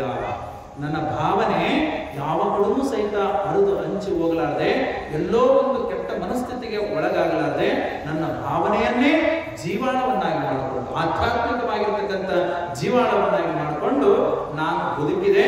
ಹಾಗಾಗಿ ನೆಟ್ಟನೆ ಸುಮ್ಮನೆ ಅಲ್ಲ, ಆ ಕಡೆ ಈ ಕಡೆ ಹರಿದಾಡ್ಕೊಂತಲ್ಲ, ನೆಟ್ಟನೆ ಪೂಜಿಸಿ ಏಕ ಮನಸ್ಸಿನಿಂದ, ಏಕ ಗುರುನಿಷ್ಠೆಯಿಂದ, ಏಕ ಲಿಂಗ ನಿಷ್ಠೆಯನ್ನ ನಾನು ಹೊಂದಿ ಪರಮಾತ್ಮನೊಳಗೆ ಎಲ್ಲರನ್ನ ಕಂಡಿದ್ದೀನಿ. ಹಾಗಾಗಿ ನಮ್ಮ ಈ ನೆಟ್ಟನೆ ಪೂಜಿಸಿ ನಿಮ್ಮವನ್ನ ಪವಗೆಟ್ಟೆನು ಕಾಣ ಚನ್ನಮಲ್ಲಿಕಾರ್ಜುನ ಮಾತನ್ನ ಮಹಾದೇವಿ ತಾಯಿ ನಾನು ಶುದ್ಧವಾಗಿ ತನುವಿನಿಂದ, ಮನದಿಂದ, ಕರ್ಣಗಳಿಂದ ಮತ್ತು ಕಿವಿಯಿಂದ, ಕಣ್ಣಿನಿಂದ, ಟೋಟಲ್ ಇಂದ್ರಿಯದಿಂದ ನಾನು ಶುದ್ಧ ಆದೆ. ಆ ಶುದ್ಧವಾಗಿದ್ದಕ್ಕಾಗಿ ನಾನು ಚನ್ನಮಲ್ಲಿಕಾರ್ಜುನಿಗೆ ನಿರಾಕಾರ ಸ್ವರೂಪದಲ್ಲೇ ಒಲಿದಿನಿ. ಸಾಕಾರ ಹಿಡಿದು ನಿರಾಕಾರದಂತೆ ನಡೆದು ಪರಮಾತ್ಮ ನಿರಾಕಾರವಾಗಿರೋದ್ರಿಂದ ಬೆರೆತಿದ್ದೀನಿ, ಅದಕ್ಕೆ ನೀವು ತಪ್ಪು ಎಣಿಸಬೇಡ್ರಿ ಅಂತ ಮಹಾದೇವಿ ಪ್ರಭುಗೆ ಹೇಳ್ತಾರೆ. ಆಗ 10ನೇ ಪ್ರಶ್ನೆ ಕೇಳ್ತಾರೆ, ಏನು ಅಂತಂದ್ರ ಕೂಡಲಿಲ್ಲದ ಘನವ ಕೂಡುವ ಪರ್ಯಂತವ ಹೇಳಿದರೆ ಅದಕ್ಕದೇ ಕೊರತೆ ಗುಹೇಶ್ವರ ಲಿಂಗದ ಬೇಕು ಮಾಡಿ ಬೆರೆಸುವ ಪರ್ಯಂತ ಹೇಳ. ಮಹಾದೇವಿ, ಇದು ಸಾಕಾರ ನಿರಾಕಾರಕ್ಕೆ ಕೂಡ್ಲಿಕ್ಕೆ ಸಾಧ್ಯನೇ ಇಲ್ಲ. ಅದನ್ನ ನೀನು ಹೆಂಗಂಗೋ ಮಾಡಿ ವಾದ ಮಾಡಿ ಗೆಲ್ಲಲಿಕ್ಕೆ ಪ್ರಯತ್ನ ಮಾಡ್ತಾ ಇದೆಯಾ, ಅದಕ್ಕೆ ಇನ್ನಷ್ಟು ಸ್ವಲ್ಪ ಬಿಡಿಸಿ ಹೇಳು ಅಂತ ಹೇಳ್ತಾರೆ. ಯಾಕಂದ್ರೆ ನೀವಂತರಲ್ಲ ಅರ್ಥ ಆಗಲ್ಲ ಏನ್ ಬಿಡ್ರಿ, ಇವತ್ತು ಅರ್ಥ ಆಗಿಲ್ಲ ಅಂತ, ಸ್ವಲ್ಪ ಅರ್ಥ ಆಗಿದೆ ಅರ್ಥ ಆಗಿದೆ ಅಂತ ಹೇಳ್ತಾರೆ. ಅದಕ್ಕೆ ಅಲ್ಲಮ ಪ್ರಭು ತನಗೆ ಅರ್ಥ ಆಗಿದೆ, ಅಲ್ಲಮ ಪ್ರಭು ಬಯಲ ಸ್ವರೂಪ ಎಲ್ಲವನ್ನ ಬಲ್ಲೆದನು, ಆದರೆ ಕುಂತಿರ್ತಕ್ಕಂಥ ಅನುಭವ ಮಂಟಪದಲ್ಲಿ ಅಷ್ಟು ನೀನು ಹೇಳಿದ್ದ ಅರ್ಥ ಆಗಿರ್ಲಿಕ್ಕಿಲ್ಲ. ಇನ್ನೊಂದು ಸರಿ ಹೇಳು, ಕೂಡಲಿಲ್ಲದ ಜನವ ಕೂಡುವ ಪರ್ಯಂತ ಹೇಳೋದು ಕೇಳೋದಂದ್ರೆ ಅದಕ್ಕೆ ಅಪಾಸ್ಯ ಆಗ್ತದೆ. ಹೇಳೋದು ಕೇಳೋದ್ರಿಂದ ಅಪಾಸ್ಯ ಆಗ್ತದೆ. ಯಾಕಂದ್ರೆ ಜ್ಞಾನಿ ಆಗೋ ಮೌನಿ ಆಗಿರ್ಬೇಕು, ನಿಶಬ್ದಿ ಆಗಿರ್ಬೇಕು. ನೀನರ ಮಾತಾಡ್ಲಕತ್ತಿದಿ, ಮತ್ತು ಮಾತಾಡ್ಲಕತ್ತಿ ಅಂದ್ರೆ ನೀನು ಮಾತಾಡುವ ಸಗುಣ ಸಾಕ್ಷಾತ್ಕಾರದ ದೇಹ ಪರಮಾತ್ಮ ಅಂದ್ರೂ ಮಾತಾಡದೇ ಇರೋ ಇಲ್ಲೆಂಗೆ ಕೂಡ್ಲಕ್ಕ ಸಾಧ್ಯದ? ಇದು ಭಿನ್ನ ಅದ. ಇನ್ನೂ ನೀನು ಸ್ಪಷ್ಟವಾಗಿ ಹೇಳೋದಾಗ ಮಹಾದೇವಿ ಅಂತಳ, ಗಟ್ಟಿ ತುಪ್ಪ ತಿಳಿದುಪ್ಪಕ್ಕೆ ಹಂಗುಂಟೆ ಅಯ್ಯ, ದೀಪಕ್ಕೆ ದೀಪ್ತಿಗೆ ಭೇದ ಉಂಟೆ ಅಯ್ಯ, ಅಂಗಕ್ಕೆ ಆತ್ಮಂಗೆ ಭಿನ್ನ ಉಂಟೆ ಅಯ್ಯ, ಎನ್ನಂಗವನ್ನು ಶ್ರೀಗುರು ಮಂತ್ರವ ಮಾಡಿ ತೋರಿದನು, ಸಾವಯವ ನಿರವಯಕ್ಕೆ ಭಿನ್ನವಿಲ್ಲವಯ್ಯ, ಚನ್ನಮಲ್ಲಿಕಾರ್ಜುನ ದೇವರ ಬೆರೆಸಿ ಮತಿಗೆಟ್ಟವಳ ಏತಕ್ಕೆ ನುಡಿಸುವಿರಯ್ಯ ಅನ್ನೋ ಮಾತನ್ನು ಹೇಳ್ತಾರೆ. ಅಂದ್ರ ಈಗ ನಿಮ್ಮ ಮನ್ಯಾಗ ಬೆಣ್ಣೆ ಏನ್ ಮಾಡಿರಿ? ಬಿಸಿ ರೊಟ್ಟೆ ತಿಂದೀವ್ರಿ, ಹೌದು? ಬಿಸಿ ಚಪಾತಿಗ ರೊಟ್ಟೆಗ ಅದಕ್ಕೆ ತಿಂದೀವಿ. ಒಂದ್ ವೇಳೆ ತಿಂದಿಲ್ಲ ಅಂದ್ರೆ ಏನ್ ಮಾಡ್ತೀರಿ? ಪ್ರತ್ಯಕ್ಷ ಕಾಸ್ತೀರ, ಕಾಸು ಏನ್ ಮಾಡ್ತೀರಿ? ತುಪ್ಪ ಏನ್ ಮಾಡ್ತೀರಿ? ತಿಂತೀರಿ. ಒಂದ್ ವೇಳೆ ತಿಂದಿಲ್ಲ ಅಂದ್ರೆ ಹಂಗೆ ಇಟ್ರಿ ಅಂದ್ರೆ ಏನಾಗತ್ತಿ? ತನ್ವಿ ಗಟ್ಟಿ ಆಕತ್ತಿಲ್ಲ. ಮತ್ತೆ ಗಟ್ಟಿ ಆದ ತಕ್ಷಣ ತುಪ್ಪ ಅಲ್ಲ ಅಂತ ಹೇಳಿದ್ರೆ ಏನ್ ಮಾಡ್ತಾರೆ? ತುಪ್ಪ. ಹೌದಲ್ಲ? ಕಾಸ್ಕೊಂಡು ಯಾಕೆ ಹಾಕೊಂತೀರ ಅಂತಂದ್ರೆ ನೋಡ್ಲಕ್ ಚಂದ ಇರ್ತದೆ, ಕಾಸಿರಂತ ಎಲ್ಲ ಕಡೆ ಸ್ವಲ್ಪ ನೀರಾಗಿ ಚೆನ್ನಾಗಿರ್ತದೆ ಅಂತ. ಆದ್ರ ಹಂಗೆ ಹಾಕೊಂಡ್ರೆ ಟೇಸ್ಟ್ ಬರ್ತದಿಲ್ಲ, ರುಚಿ ಇರ್ತದಿಲ್ಲ. ಹಾಗಾಗಿ ಈ ದೇಹ ನೋಡಲಿಕ್ಕೆ ಗಟ್ಟಿ ತುಪ್ಪ ಅಂತದ. ನಿರಾಕಾರ ಪರಮಾತ್ಮ ತಿಳಿ ತುಪ್ಪ. ಗಟ್ಟಿ ತುಪ್ಪಕ್ಕೆ ಏನಾದ್ರು ವ್ಯತ್ಯಾಸ ಅದೇನೋ? ನೋಡ್ಲಕ್ಕ ಅದನ್ನ ತೋರ್ತದ ಇದು ಗಟ್ಟಿ ತುಪ್ಪ ಅಂತ, ಅದ್ರ ನೋಡ್ಲಕ್ಕ ಅದು ತೋರ್ತದ ಅದು ತಿಳಿ ತುಪ್ಪ. ಅದ್ರ ರುಚಿಯಲ್ಲಿ ಏನು ವ್ಯತ್ಯಾಸ ಅದೇನೋ? ಒಂದೇ ಅದಲ್ಲ. ಅದಕ್ಕಾಗಿ ಇಲ್ಲಿ ತನುಗುಣಾದಿಗಳನ್ನೆಲ್ಲವನ್ನ ಸುಟ್ಟು ಇದು ನನ್ನ ದೇಹ, ಒಳಗಿನ ಮನ, ಬುದ್ಧಿ, ಭಾವ ಎಲ್ಲವನ್ನೂ ಸಹಿತ ಏನಾಗಿದೆ ಅಂದ್ರೆ ಗಟ್ಟಿ ತುಪ್ಪದಂತದ. ಪರಮಾತ್ಮ ತಿಳಿ ತುಪ್ಪದಂತದನ. ಆ ಗಟ್ಟಿ ತುಪ್ಪದಾಗ ತಿಳಿ ತುಪ್ಪ ಹಾಕಿದ್ರೇನು, ಗಟ್ಟಿ ತುಪ್ಪ ತಗೊಂಡು ತಿಳಿ ತುಪ್ಪದಾಗ ಹಾಕಿದ್ರೇನು, ರೊಟ್ಟಿ ಜಾರಿ ತುಪ್ಪದಾಗ ಬಿದ್ರೇನು, ತುಪ್ಪ ಜಾರಿ ರೊಟ್ಟಿದಾಗ ಬಿದ್ರೇನು ಎಡವಲ್ಲ. ಹಾಗಾಗಿ ಮಹಾದೇವಿ ಹೇಳ್ತಾಳ, ಗಟ್ಟಿ ತುಪ್ಪ ತಿಳಿ ತುಪ್ಪಕ್ಕೆ ಹಂಗುಂಟೆ ಅಯ್ಯ, ದೀಪಕ್ಕೆ ದೀಪ್ತಿಗೆ. ನೋಡಿ, ಇಲ್ಲೊಂದು ಲೈಟ್ ಅದ, ಇದು ಲೈಟ್ ಬೆಳಕು ಕೊಟ್ಟದ. ಈ ಬೆಳಕಿನ ವಿಸ್ತಾರ ಎಲ್ಲಿವರೆಗೆ ಹೋಗ್ಯದ? ಎಲ್ಲ ಕಡೆ ಗೇಟಿನ ತನಕ ಹೋಗಿದೆ, ನಿಮ್ಗೆಲ್ಲ ಕಾಣುತ್ತದೆ.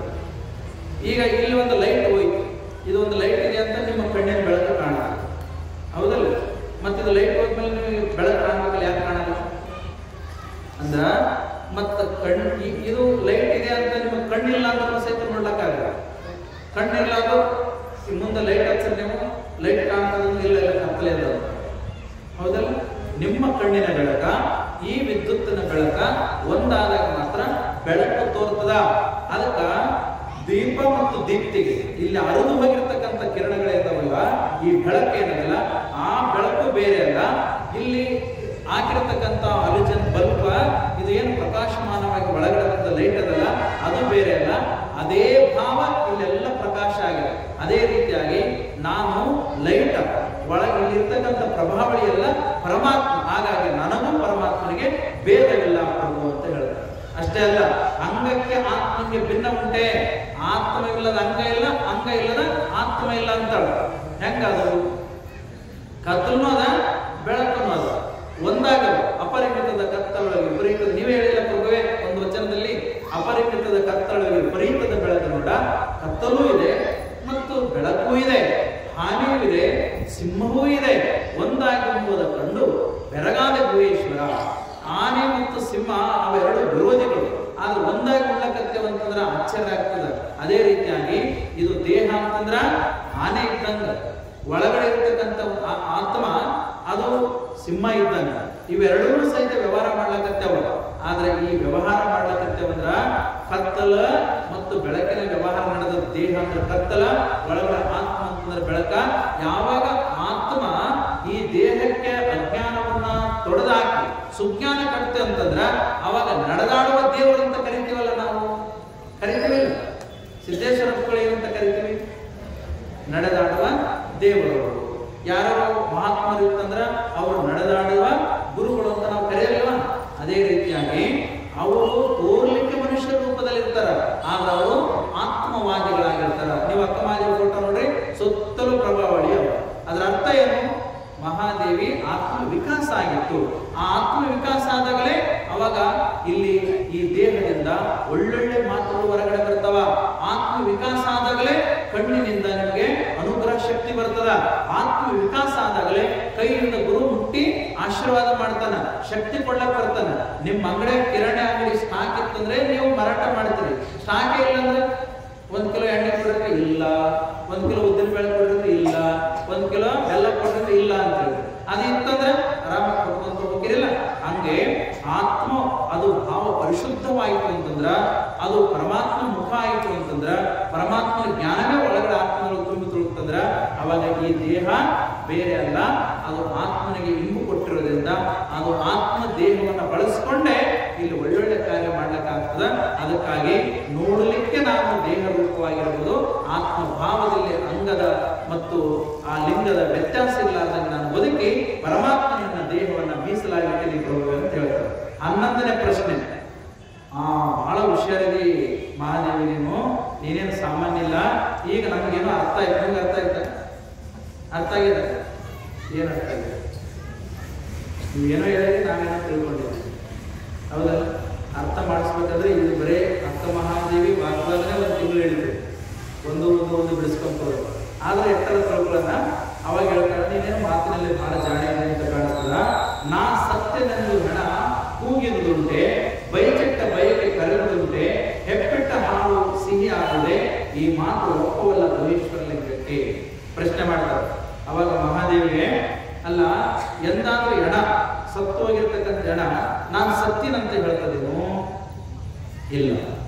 ಮತ್ತೆ ಕೆಳಗಡೆ ಭೂಮಿದಾಗ ಬಂಗಾರ, ಎಷ್ಟೋ ಜನ ಬರ್ತಾರ, ಅಪ್ಪರೇ ನಮ್ಮ ಮನೆಗ ಒಂದು ಅಂಡೆ ಬಂಗಾರ ಬಂತ್ರಿ, ಯಾರೋ ಹೇಳ್ಯಾರ, ನೀವು ತೆಗಿತೀರಿ ಅಂತ ಬರ್ತಾರೆ. ನಿಮ್ಗೆ ಪಕ್ಕ ಇದ್ರೆ ತೆಗಿತೀವಿ ನಾವು ಅಂತೀವಿ. ಇಲ್ರಿ ಅಪ್ಪ ನಿಮ್ಗೆ ಕೇಳಕ್ ಬಂದೀವಿ ಅಂತ. ಹೌದಲ್ಲ? ಭೂಮಿ ಮೇಲೆ ಎಷ್ಟೋ ಹಿಂದಿನವರು ಅದನ್ನು ಸರಿಯಾಗಿ ಬಳಸ್ಕೊಳ್ಳಾರ್ದಂಗೆ ಭೂಮಿ ಒಳಗಡೆ ಸಂಪತ್ತನ್ನ ಹಂಗೆ ಇಟ್ಟೋಗಿದ್ದಾರೆ. ಅವ್ರು ಸತ್ತು ಮಾಡಕ ಆ ಭೂಮಿಯಲ್ಲಿ ಹಂಗೆ ಇದೆ. ಹಾಗಾಗಿ ನಮ್ಮ ಭಾರತ ದೇಶದ ಸಂಪತ್ತನ್ನ ಬ್ರಿಟಿಷರು ಲೂಟಿ ಹೊಡ್ಕೊಂಡು ತೆಗೆದು ಎಲ್ಲಿ ಬೇಕಲ್ಲಿ ಗುಡಿ ಗುಂಡಾರಗಳನ್ನ ತೆಗೆದು ಲೂಟಿ ಮಾಡಿದ್ರು. ಈಗಲೂ ಸಹಿತ ಅಲ್ಲಿ ಬಂಗಾರ ಸಿಗ್ತಾವ. ನಮ್ಮ ಭಾರತ ದೇಶ ಅಷ್ಟು ಸಮೃದ್ಧಿ ಸಂಪತ್ತು.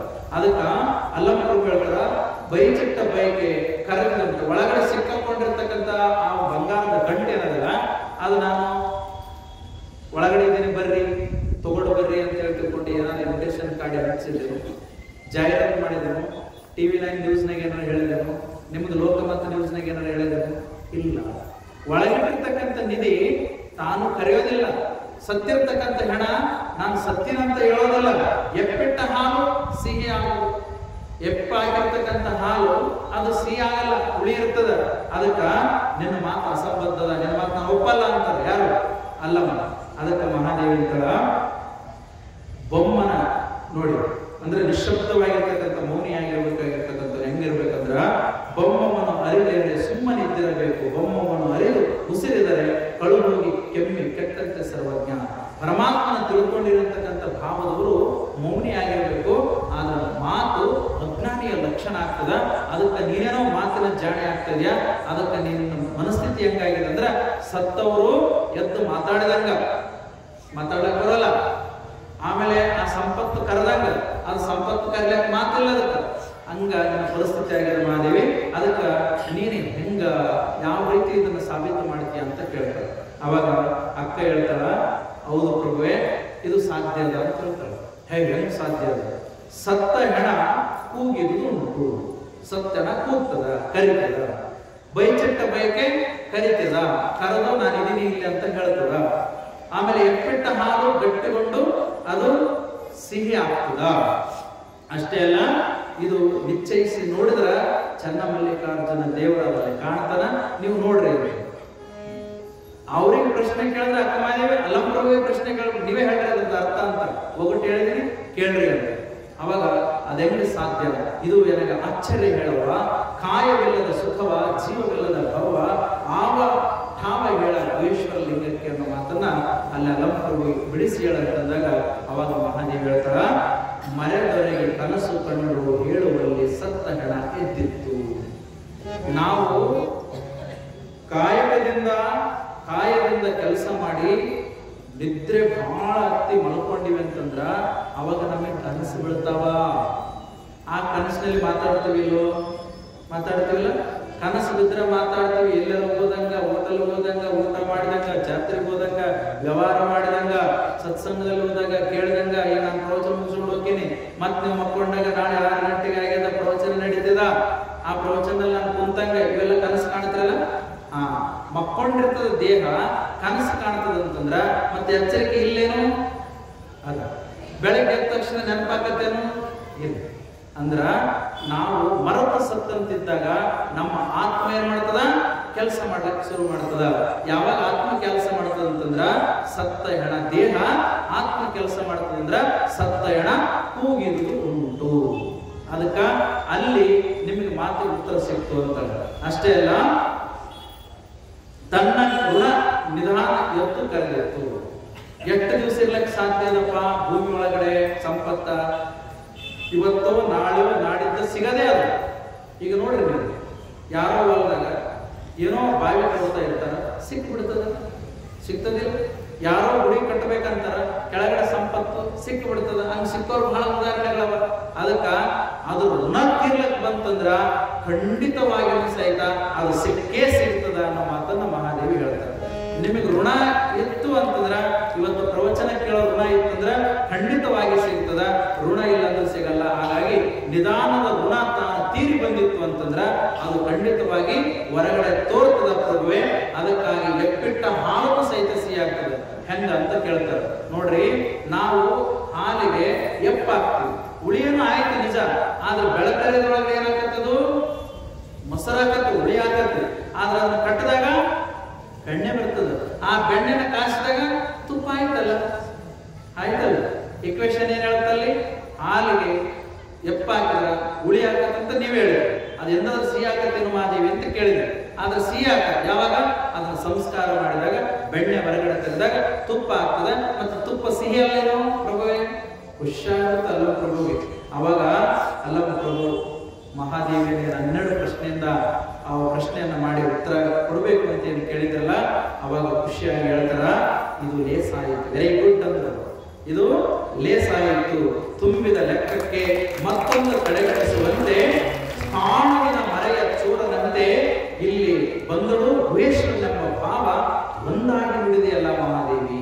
ನೋಡಿ ಏನಾಯ್ತಂದ್ರ, ವೆರಿ ಗುಡ್ ಮಹಾದೇವಿ, ಬಹಳ ಲೇಸಾಯ್ತು ನಿಮ್ಮ ಮಾತು, ಈಗ ನನಗೆ ಅರ್ಥ ಆಯ್ತು, ಇದು ಲೆಕ್ಕಕ್ಕೆ ಸಿಕ್ತು ನನಗ.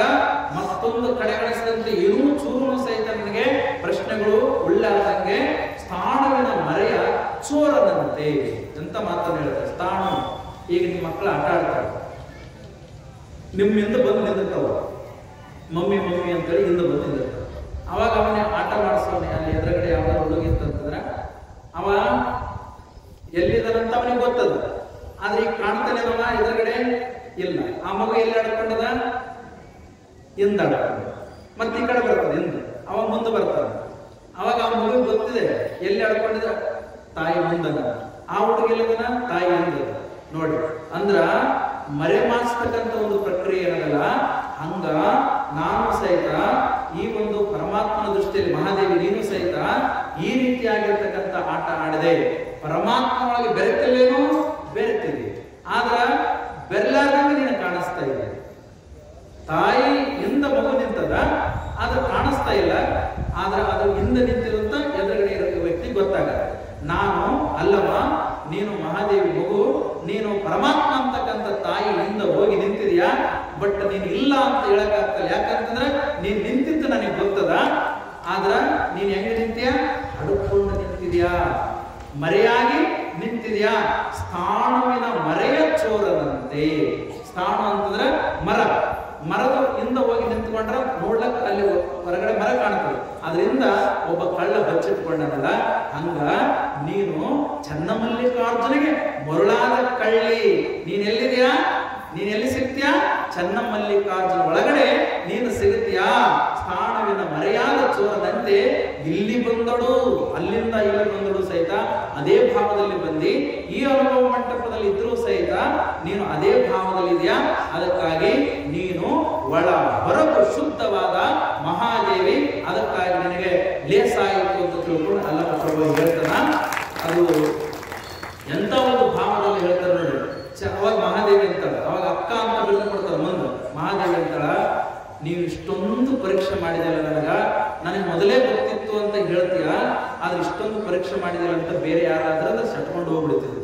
ಆದ್ರೆ ಮಹಾದೇವಿ ಅಂತಾಳ, ಚಂದನವ ಕಡಿದು ಕೊರೆದು ತೇದಡೆ ಒಂದೆಂದು ಕಂಪ ಬಿಟ್ಟಿದ್ದೆ ಪ್ರಭುವೇ.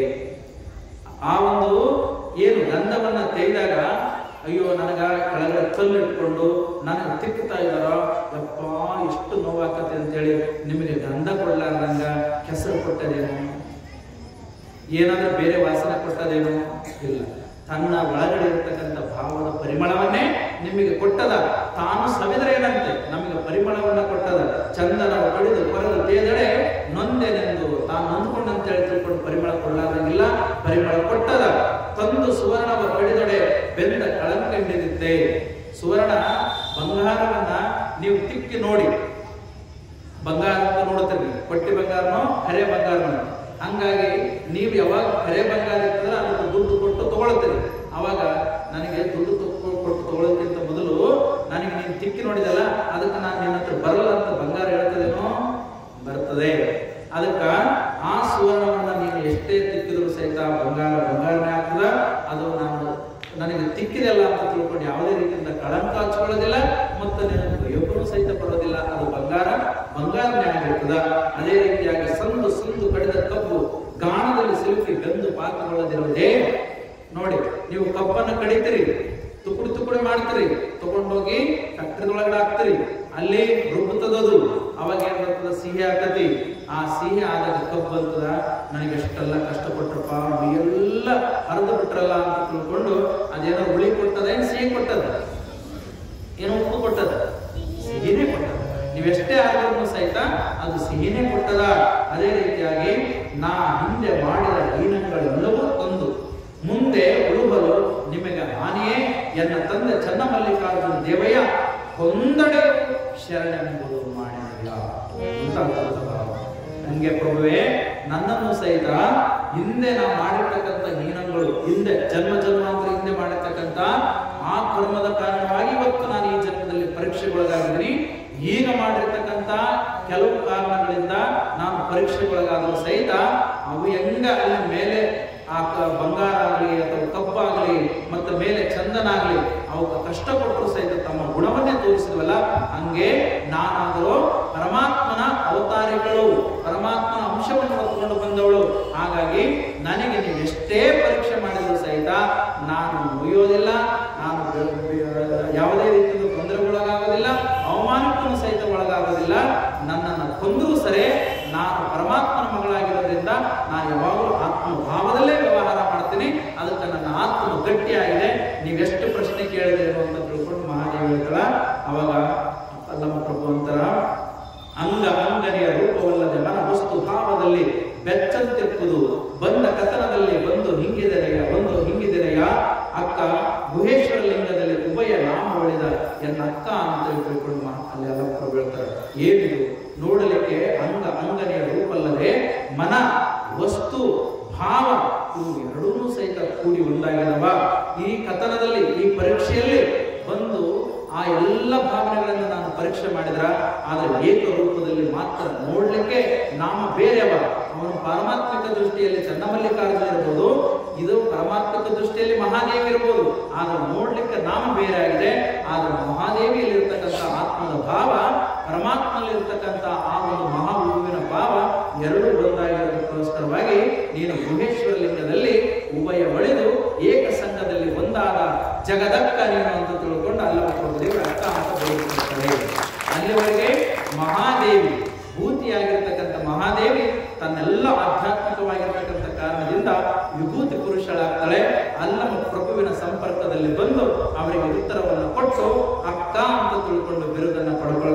ಈ ರೀತಿಯಾಗಿ ಮಹಾದೇವಿ ತನ್ನ ಒಂದು ಜೀವಿತಾವಧಿಯಲ್ಲಿ ಅನುಭವ ಮಂಟಪದಲ್ಲಿ ವಿಶೇಷವಾಗಿರ್ತಕ್ಕಂಥ ಒಂದು ಕರುಣೆಗೆ ಪಾತ್ರರಾಗ್ತಾಳೆ. ಅಲ್ಲಿ ಬಸವಣ್ಣನವರ ಕರುಣೆಗೂ ಪಾತ್ರರಾಗ್ತಾಳೆ. ಬಸವಣ್ಣನವರು ಹೋದ ಮಗಳು ಅಂತ ತಿಳ್ಕೊಂಡು ಹೇಳ್ತಾರೆ. ಚನ್ನ ಬಸವಣ್ಣವರಾದ್ರೂ ಎಲ್ಲರೂ ನಾವು ಹಿರಿಯರಂತೀವಿ. ಅವರೆಲ್ಲ ತಪಸ್ಸು ಮಾಡ್ಬೇಕಂತ ತಿಳ್ಕೊಂಡು ಗವಿ ಒಳಗಡೆ ಹೋಗಿ ಅಲ್ಲಿ ಕುಳಿತುಕೊಂಡು ಜಟೆ ಬಿಟ್ಟು ಹೆಂಗೆಂಗೋ ಮಾಡ್ತಾರ. ಅವರೆಲ್ಲರೂ ಹಿರಿಯರೇ, ಅವ್ರು ಯಾರು ಹಿರಿಯರಲ್ಲ. ಕಿರಿದು ಎಂಬ ಭಾವವನ್ನು ಮರೆತು ಚನ್ನಮಲ್ಲಿಕಾರ್ಜುನ ಒಲಿಸಿಕೊಂಡಿರ್ತಕ್ಕಂಥ ನಮ್ಮ ಮಹಾದೇವಿಗೆ ಹಿರಿತನದ ಪದವಿ ಬಂದಿತ್ತು ನೋಡ ಚನ್ನಬಸವಣ್ಣವರು ಹೇಳ್ತಾರೆ. ಅದೇ ಭಾವದಲ್ಲಿ ಸಿದ್ದರಾಮೇಶ್ವರನ್ನು ಸಹಿತ ಹೊಗಳ್ತಾರೆ. ಎಲ್ಲ ಶರಣರು ಸಹಿತ ಮಹಾದೇವಿಯನ್ನು ಕಂಡು ಹರ್ಷಚಿತ್ತರಾಗ್ತಾರೆ. ಅದೇ ರೀತಿಯಾಗಿ ಮಹಾದೇವಿ ತಾನೊಬ್ಬ ಅವತಾರಿಕರು ಅನ್ನೋದನ್ನ ತೋರಿಸಿಕೊಡ್ತಾರೆ. ಮುಂದೆ ಮಹಾದೇವಿ ಅದು 1 ವರ್ಷಗಳ ಕಾಲ ಅನುಭವ ಮಂಟಪದಲ್ಲಿ ಇದ್ದು ಅಲ್ಲಿ ಸಾಧನೆ ಮಾಡಿ ಮನೆಗೆ ಹೋಗುವಂತ ಸಂದರ್ಭದಲ್ಲಿ ನಾವು ಇನ್ನು ಹೊರಡಬೇಕಾಗಿದೆ. ಅದಕ್ಕೆ ಅಲ್ಲಮ್ಮ ಪ್ರಭುವೇ ನನಗೆ ಠಾವು ಯಾವುದು ಅಂತ ತಿಳ್ಕೊಂಡು ಕೇಳ್ತಾರೆ. ಅವಾಗ ಅಲ್ಲಮ್ಮ ಪ್ರಭು ಅಂತಾರ, ಮತ್ತೆ ಇಲ್ಲಿಗೆ ಬಂದಿದ್ಯಾ, ಶರಣರ ಸಂಘವನ್ನೇ ಅರಸ್ಕೊಂಡು ಬಂದಿದ್ಯಾ, ಹಾಡುವುದು ಪಾಡುವುದು ಸರಸ ಸಮ್ಮೇಳನ ಆಗಿರ್ಬೋದು ನಿಮ್ಮ ಶರಣರ ಸಂಘದಲ್ಲಿ ಅಂತ ಹೇಳ್ತಾ ಇದೆಯಾ, ಮತ್ತೆ ಹೋಗೋ ಮಾತಾಡ್ತೀಯ ಅಂತ ತಿಳ್ಕೊಂಡ ಪ್ರಭು ಹೇಳ್ತಾರ. ಅವಾಗ ಅಕ್ಕಮಾದೇವಿ ಹೇಳ್ತಾರ, ನಾನು ಏನೆಲ್ಲವನ್ನೂ ಪಡ್ಕೊಂಡಿದ್ದೀನಿ, ಇನ್ನು ಎಲ್ಲರ ಹೋಗಿ ಏನಾದ್ರು ತಗೋಬೇಕಂತ ಏನಿಲ್ಲ. ನೋಡ್ರಿ, ಗುರುವಿನಿಂದ ದೀಕ್ಷಾ ಆದ ಬಳಿಕ ಮತ್ತೆ ನಾವು ಏನು ಮಾಡೋದು ಬೇಕಾಗಿಲ್ಲ, ಮುಗಿದೋಯ್ತು. ಗುರುವಿನ ಮಾರ್ಗದರ್ಶನದಲ್ಲಿ ನಡಿಬೇಕು. ಅದೇ ರೀತಿಯಾಗಿ ಮಹಾದೇವಿಯಲ್ಲಿ ಬಂದ ಮೇಲೆ ಪರಿಪಕ್ವವಾಗಿದ್ದೀನಿ. ಈಗ ನನಗೆ ಲೌಕಿಕ ವ್ಯವಹಾರ ಸಿಕ್ಕೊಳ್ಳೋದು ಬೇಕಾಗಿಲ್ಲ, ನಾನು ಪರಮಾತ್ಮನಲ್ಲಿ ನೇರ ಒಂದಾಗಬೇಕಾಗಿದೆ. ಅಂದ್ರೆ ಇಲ್ಲಿ ಹೆಂಗೆ ನೀನೇನೋ ಪರೀಕ್ಷೆ ಮಾಡಿದೀವಿ, ಯಾಕಂದ್ರೆ ನಿನ್ನೊಳಗಿರತಕ್ಕಂಥ ಬಯಲು ಸ್ವರೂಪ, ಬಯಲು ಸ್ವರೂಪ ಚನ್ನಮಲ್ಲಿಕಾರ್ಜುನ ಇದೆಯಾ, ನೀನು ಪರೀಕ್ಷೆ ಮಾಡಿದ್ರೆ ಜನಸಾಮಾನ್ಯರಿಗೆ ಅಂತ ಗೊತ್ತಾಗುತ್ತೆ. ಅದಕ್ಕಾಗಿ ನಾನು ಲೌಕಿಕ ವ್ಯವಹಾರದಲ್ಲಿ ಸಿಕ್ಕಾಕೊಳ್ಳೋದಿಲ್ಲ. ನಾನು ಈ ದೇಹವನ್ನು ವಿಸರ್ಜಿಸಿ ನನ್ನ ಆತ್ಮ ಪರಿಶುದ್ಧವಾಗಿರ್ತಕ್ಕಂಥ ಆತ್ಮವನ್ನ ಶ್ರೀಗಿರಿ ಚನ್ನಮಲ್ಲಿಕಾರ್ಜುನಿಗೆ ನಾನು ಅರ್ಪಣೆ ಮಾಡಬೇಕಾಗಿಲ್ಲ. ನನಗೆ ಒಂದು ಠಾವು ಹೇಳು, ಒಂದು ಸ್ಥಳವನ್ನ ಹೇಳು ಅಂತಂದಾಗ ಅಲ್ಲಮ್ಮ ಹೇಳ್ತಾರ, ತ್ರಿಕೂಟ ಪರ್ವತದ ಗಿರಿ ಮೇಲೆ ಇರತಕ್ಕಂಥ ದಾಟಿ ಇರತಕ್ಕಂಥ ಪಶ್ಚಿಮದ ಆ ಒಂದು ದಿಕ್ಕಿನಲ್ಲಿ ಇರತಕ್ಕಂಥ ಕದಳಿ ಇದೆ. ಆ ಕದಳಿಯಲ್ಲಿ ಹೋಗಿ ನೀನು ಪರಮ ಪದವಿಯನ್ನ ಒಂದು ವೈಶ್ವಲಿಂಗದಲ್ಲಿ ಅನ್ನೋ ಮಾತನ್ನ ಅಲ್ಲಿ ಅಲ್ಲಮ್ಮ ಪ್ರಭು ಹೇಳ್ತಾರ. ಅದೇ ರೀತಿಯಾಗಿ ಕದಳಿಗಳ ಎಲ್ಲ ವಿಚಾರಗಳನ್ನು ತಿಳ್ಕೊಂಡು ಮಹಾದೇವಿ ಹೊರಡ್ತಾಳ. ಅವಾಗ ನೀಲವ್ವ ತಾಯಿ ನೀಲಾಂಬಿಕೆ ಎತ್ತ ಕರುಳಿನಂತೆ ಆಕ್ರಂದನವನ್ನು ಮಾಡ್ತಾಳ, ಅಳತಾಳ. ಅಕ್ಕ ನಾಗಲಂಬಕ್ಕೂ ಸಹಿತ ದುಃಖ ಮಾಡ್ಕೊಳ್ತಾಳ. ನೀನು ಒಬ್ಬಳಿ ಅಲ್ಲಿಂದ ದೂರದಿಂದ ಬಂದೆ, 1 ವರ್ಷಗಳ ಕಾಲ ನಮ್ಮ ಪ್ರೀತಿಯ ಮೋಹದ ಮಗಳಾಗಿ ಇಲ್ಲಿದ್ದೆ, ನಿನ್ನನ್ನು ಬಿಟ್ಕೊಡಂಗಿಲ್ಲ, ನಾವು ಇಲ್ಲೇ ಇರಬೇಕು ಅಂತ ತಿಳ್ಕೊಂಡು ಭಾವ ದುಃಖಿತರಾಗ್ತಾರ. ಅವಾಗ ಹೇಳ್ತಾಳ ಮಹಾದೇವಿ, ಅವ್ವ ನೀವು ನನಗ ಎಲ್ಲವನ್ನ ಕೊಟ್ರಿ, ಭಾವ ಅಂತಕ್ಕಂಥ ಹಾಲನ್ನ ಕೊಟ್ರಿ, ಸುಜ್ಞಾನ ಅಂತಕ್ಕಂಥ ತುಪ್ಪವನ್ನ ಕೊಟ್ರಿ, ಪಾರಮಾರ್ಥಕ್ಕಂತಕ್ಕಂಥ ಒಂದು ಸಕ್ಕರೆಯನ್ನು ಸಹಿತ ಇಟ್ಟು ನನಗೆ ಸಾಧನೆ ಮಾಡುವಂತ ಸಂದರ್ಭದಲ್ಲಿ ನೀವು ಹಾಲನ್ನ ಈ ರೀತಿಯಾಗಿ ಕೊಟ್ರಿ. ನೋಡ್ರಿ, ನಾವು ಹಾಲು ಸಾಧಕರಿಗೆ ಕೊಡ್ಬೇಕಾದ್ರೆ ಹಾಲು ಕೊಡ್ತೀವಿ, ಸಕ್ಕರೆ ಹಾಕ್ತಿವಿ, ತುಪ್ಪ ಹಾಕಿ ಅಂತ ಕೊಡ್ತೀವಲ್ಲ, ಹಂಗೆ ನನ್ನ ಜೀವನದಲ್ಲೂ ಸಹಿತ ಭಾವನೆಗಳನ್ನ ಕೊಟ್ರಿ. ನಿಮ್ಮ ಪವಿತ್ರವಾಗಿರ್ತಕ್ಕಂಥ ಭಾವನೆಯಿಂದ ನನ್ನನ್ನು ಮಗಳಾಗಿ ಕಂಡ್ರಿ, ಅದು ನಾನು ಹಾಲು ಅಂತ ಭಾವಿಸ್ತೀನಿ. ಆಮೇಲೆ ಸುಜ್ಞಾನ ಧಾರೆಯನ್ನು ನನಗೆ ಎರೆದ್ರಿ, ಅದನ್ನು ನಾನು ಸಕ್ಕರೆ ಏನು ತುಪ್ಪ ಅಂತ ಭಾವಿಸ್ಕೊಳ್ತೀನಿ. ಅದೇ ಪಾರಮಾರ್ಥದ ರಸದೌತಣವನ್ನೇ ನನಗೆ ಕೊಟ್ಟರಲ್ಲ, ಅದನ್ನು ಸಕ್ಕರೆ ಅಂತ ತಿಳ್ಕೊಳ್ತೀನಿ. ಈ ರೀತಿಯಾಗಿ ನಿಮ್ಗೆ ಎಂದೂ ಸಹಿತ ಕೊರತೆ ತರಲಾರದಂತೆ ಹುಟ್ಟಿದ ಮನೆಗೂ ಕೊಟ್ಟ ಮನೆ ಅನುಭವ ಮಂಟಪ, ಬಿಟ್ಟ ಮನೆ ಈ ಜಗತ್ತು ಇಂದು ಶಾಶ್ವತವಾಗಿ ಸೂರ್ಯಚಂದ್ರ ಇರುವವರೆಗೂ ಸಹಿತ ಈ ಮಹಾದೇವಿ ಅಂತಕ್ಕಂಥ ಹಿಂದೆ ಹೆಸರಿಗೆ ಅಕ್ಕ ಅಂತಕ್ಕಂಥ ಬಿರುದನ್ನು ಕೊಟ್ಟಿದ್ದಲ್ಲ, ಆ ಅಕ್ಕಕ್ಕೆ ಎಂದೂ ಸಹಿತ ಕೊರತೆ ಬರಲಾರದಂತೆ ನಾನು ಹೂವನ್ನ ತರ್ತೀನಿ ಹೊರತಾಗಿ ಹುಲ್ಲನ್ನ ತಾರೋದಿಲ್ಲ. ಮರಳಿ ವಿಜಯಂಗರಿದು ನಿಮಗೆ ಶರಣಾರ್ಥಿ ಅಂತೇಳಿ ಮಹಾದೇವಿ ಅಲ್ಲಿಂದ ಹೋಗ್ತಾಳ. ಮಹಾದೇವಿಗೂ ಹೋಗ್ತಾಳ. ಅದರ ದಾರಿ ಮಧ್ಯದಲ್ಲಿ ಬಹಳ ಗೊತ್ತಾಗತ್ತೆ ಮಹಾದೇವಿಗೆ. ಯಾಕಂದ್ರ ಶರಣರನ್ನ ಅಗಲುವುದಕ್ಕಿಂತ ಮರಣವೇ. ಏನೋ ಖುಷಿಯಿಂದ ಇಲ್ಲಿ ಮಾತಾಡ್ತೀವಿ, ನಾಳೆ ನಮ್ಮನ್ನು ಬಿಟ್ಟು ಹೋಗ್ಬೇಕಾದ್ರೆ ನಮಗೆ ಬಹಳ ಗೊತ್ತಾಗುತ್ತೆ, ಅದು ತೋರಿಸ್ಕೊಳ್ಳಲ್ಲ. ಯಾಕೆ? ಪವಿತ್ರವಾಗಿರ್ತಕ್ಕಂಥ ಒಂದು ಭಾವದಲ್ಲಿ ಒಂದಿಷ್ಟು ಜ್ಞಾನಾಮೃತವನ್ನು ಹಂಚಂತ ಸಂದರ್ಭದಲ್ಲಿ ಮನಸ್ಸುಗಳು ಒಂದಾದಾಗ ಅದನ್ನು ಬಿಡಿಸಿಕೊಂಡು ಹೋಗ್ಬೇಕಾದ್ರೆ ಬಹಳ ಕಷ್ಟ ಆಗುತ್ತದೆ. ಅದಕ್ಕಾಗಿ ಮಹಾದೇವಿಗೂ ಸಹಿತ ಆ ಕಷ್ಟ ಆದಾಗ ಅದು ಅನಿವಾರ್ಯ ಆಗುತ್ತೆ. ಯಾವ ಮೋಹಪಾಶನ ಸಹಿತ ನನ್ನನ್ನ ಸಿಕ್ಕಾಕಿಸಬಾರ್ದು ಅಂತೇಳಿ ತಿಳ್ಕೊಂಡು ಮಹಾದೇವಿ ಅಲ್ಲಿ ಶ್ರೀಶೈಲಕ್ಕೆ ಹೋಗಿ ಅಲ್ಲಿ ಅನುಷ್ಠಾನವನ್ನು ಮಾಡಿ ಆ ಪಾರಮಾರ್ಥಿಕ ಭಾವದಲ್ಲಿ ಮಹಾದೇವಿ ಪರಮಾತ್ಮನನ್ನ ಬಹಳಷ್ಟು ವಿಷಯಗಳ ಚನ್ನಮಲ್ಲಿಕಾರ್ಜುನ ಒಡಬರೆದು ಒಂದಾಗ್ತಾಳ. ಆ ಒಡಬರೆದು ಒಂದಾಗ್ತಕ್ಕಂಥ ಒಂದು ಸಂದರ್ಭದಲ್ಲಿ ಮಹಾದೇವಿ ಕೊನೆಯದಾಗಿ ಆಗಿರ್ತಕ್ಕಂಥ ತನ್ನ ದೇಹವನ್ನು ಬಿಡಬೇಕಾದ್ರೆ ಒಂದು ಮಂಗಲಾರತಿ ಗೀತೆಯನ್ನ ಹಾಡಿದರೆ ಬಹಳ ಚೆನ್ನಾಗಿ ಮಂಗಲಾರತಿ ಗೀತೆಯನ್ನ ಹಾಡ್ತಾಳೆ. ಹೆಂಗೆ ನಾನು ಪರಮಾತ್ಮನನ್ನ ಬೆರೆತೆ, ಅದನ್ನ ಬಸವಣ್ಣವರು ಸಹಿತ ಅವರ ಸಾಧನೆಯನ್ನ ನೋಡಿದ್ದಾರೆ.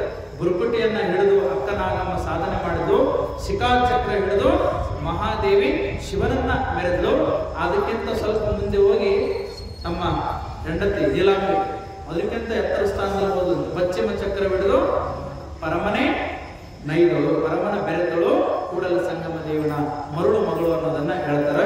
ಹಾಗಾಗಿ ಶಿವನನ್ನ ಹಿಡಿದು ಶಿವನನ್ನ ಬೆರೆತಿರ್ತಕ್ಕಂಥ ಒಂದು ಮಹಾದೇವಿ ತಾನು ಪಶ್ಚಿಮ ಚಕ್ರದ ಕವಚವನ್ನು ದಾಟಿ ಹೇಗೆ ಮಲ್ಲಯ್ಯನ ಒಳಗಡೆ ನಾನು ಒಂದಾದೆ ಅಂತ ತಿಳ್ಕೊಂಡು ಆ ಭಾವದಲ್ಲಿ ಮಾಡಿದ್ದಾರೆ. ಇವತ್ತಿಗೂ ಸಹಿತ ನೀವು ಕದಳಿಗೆ ಹೋಗಿ ಬರ್ರಿ, ಬಹಳ ಚೆನ್ನಾಗಿದೆ.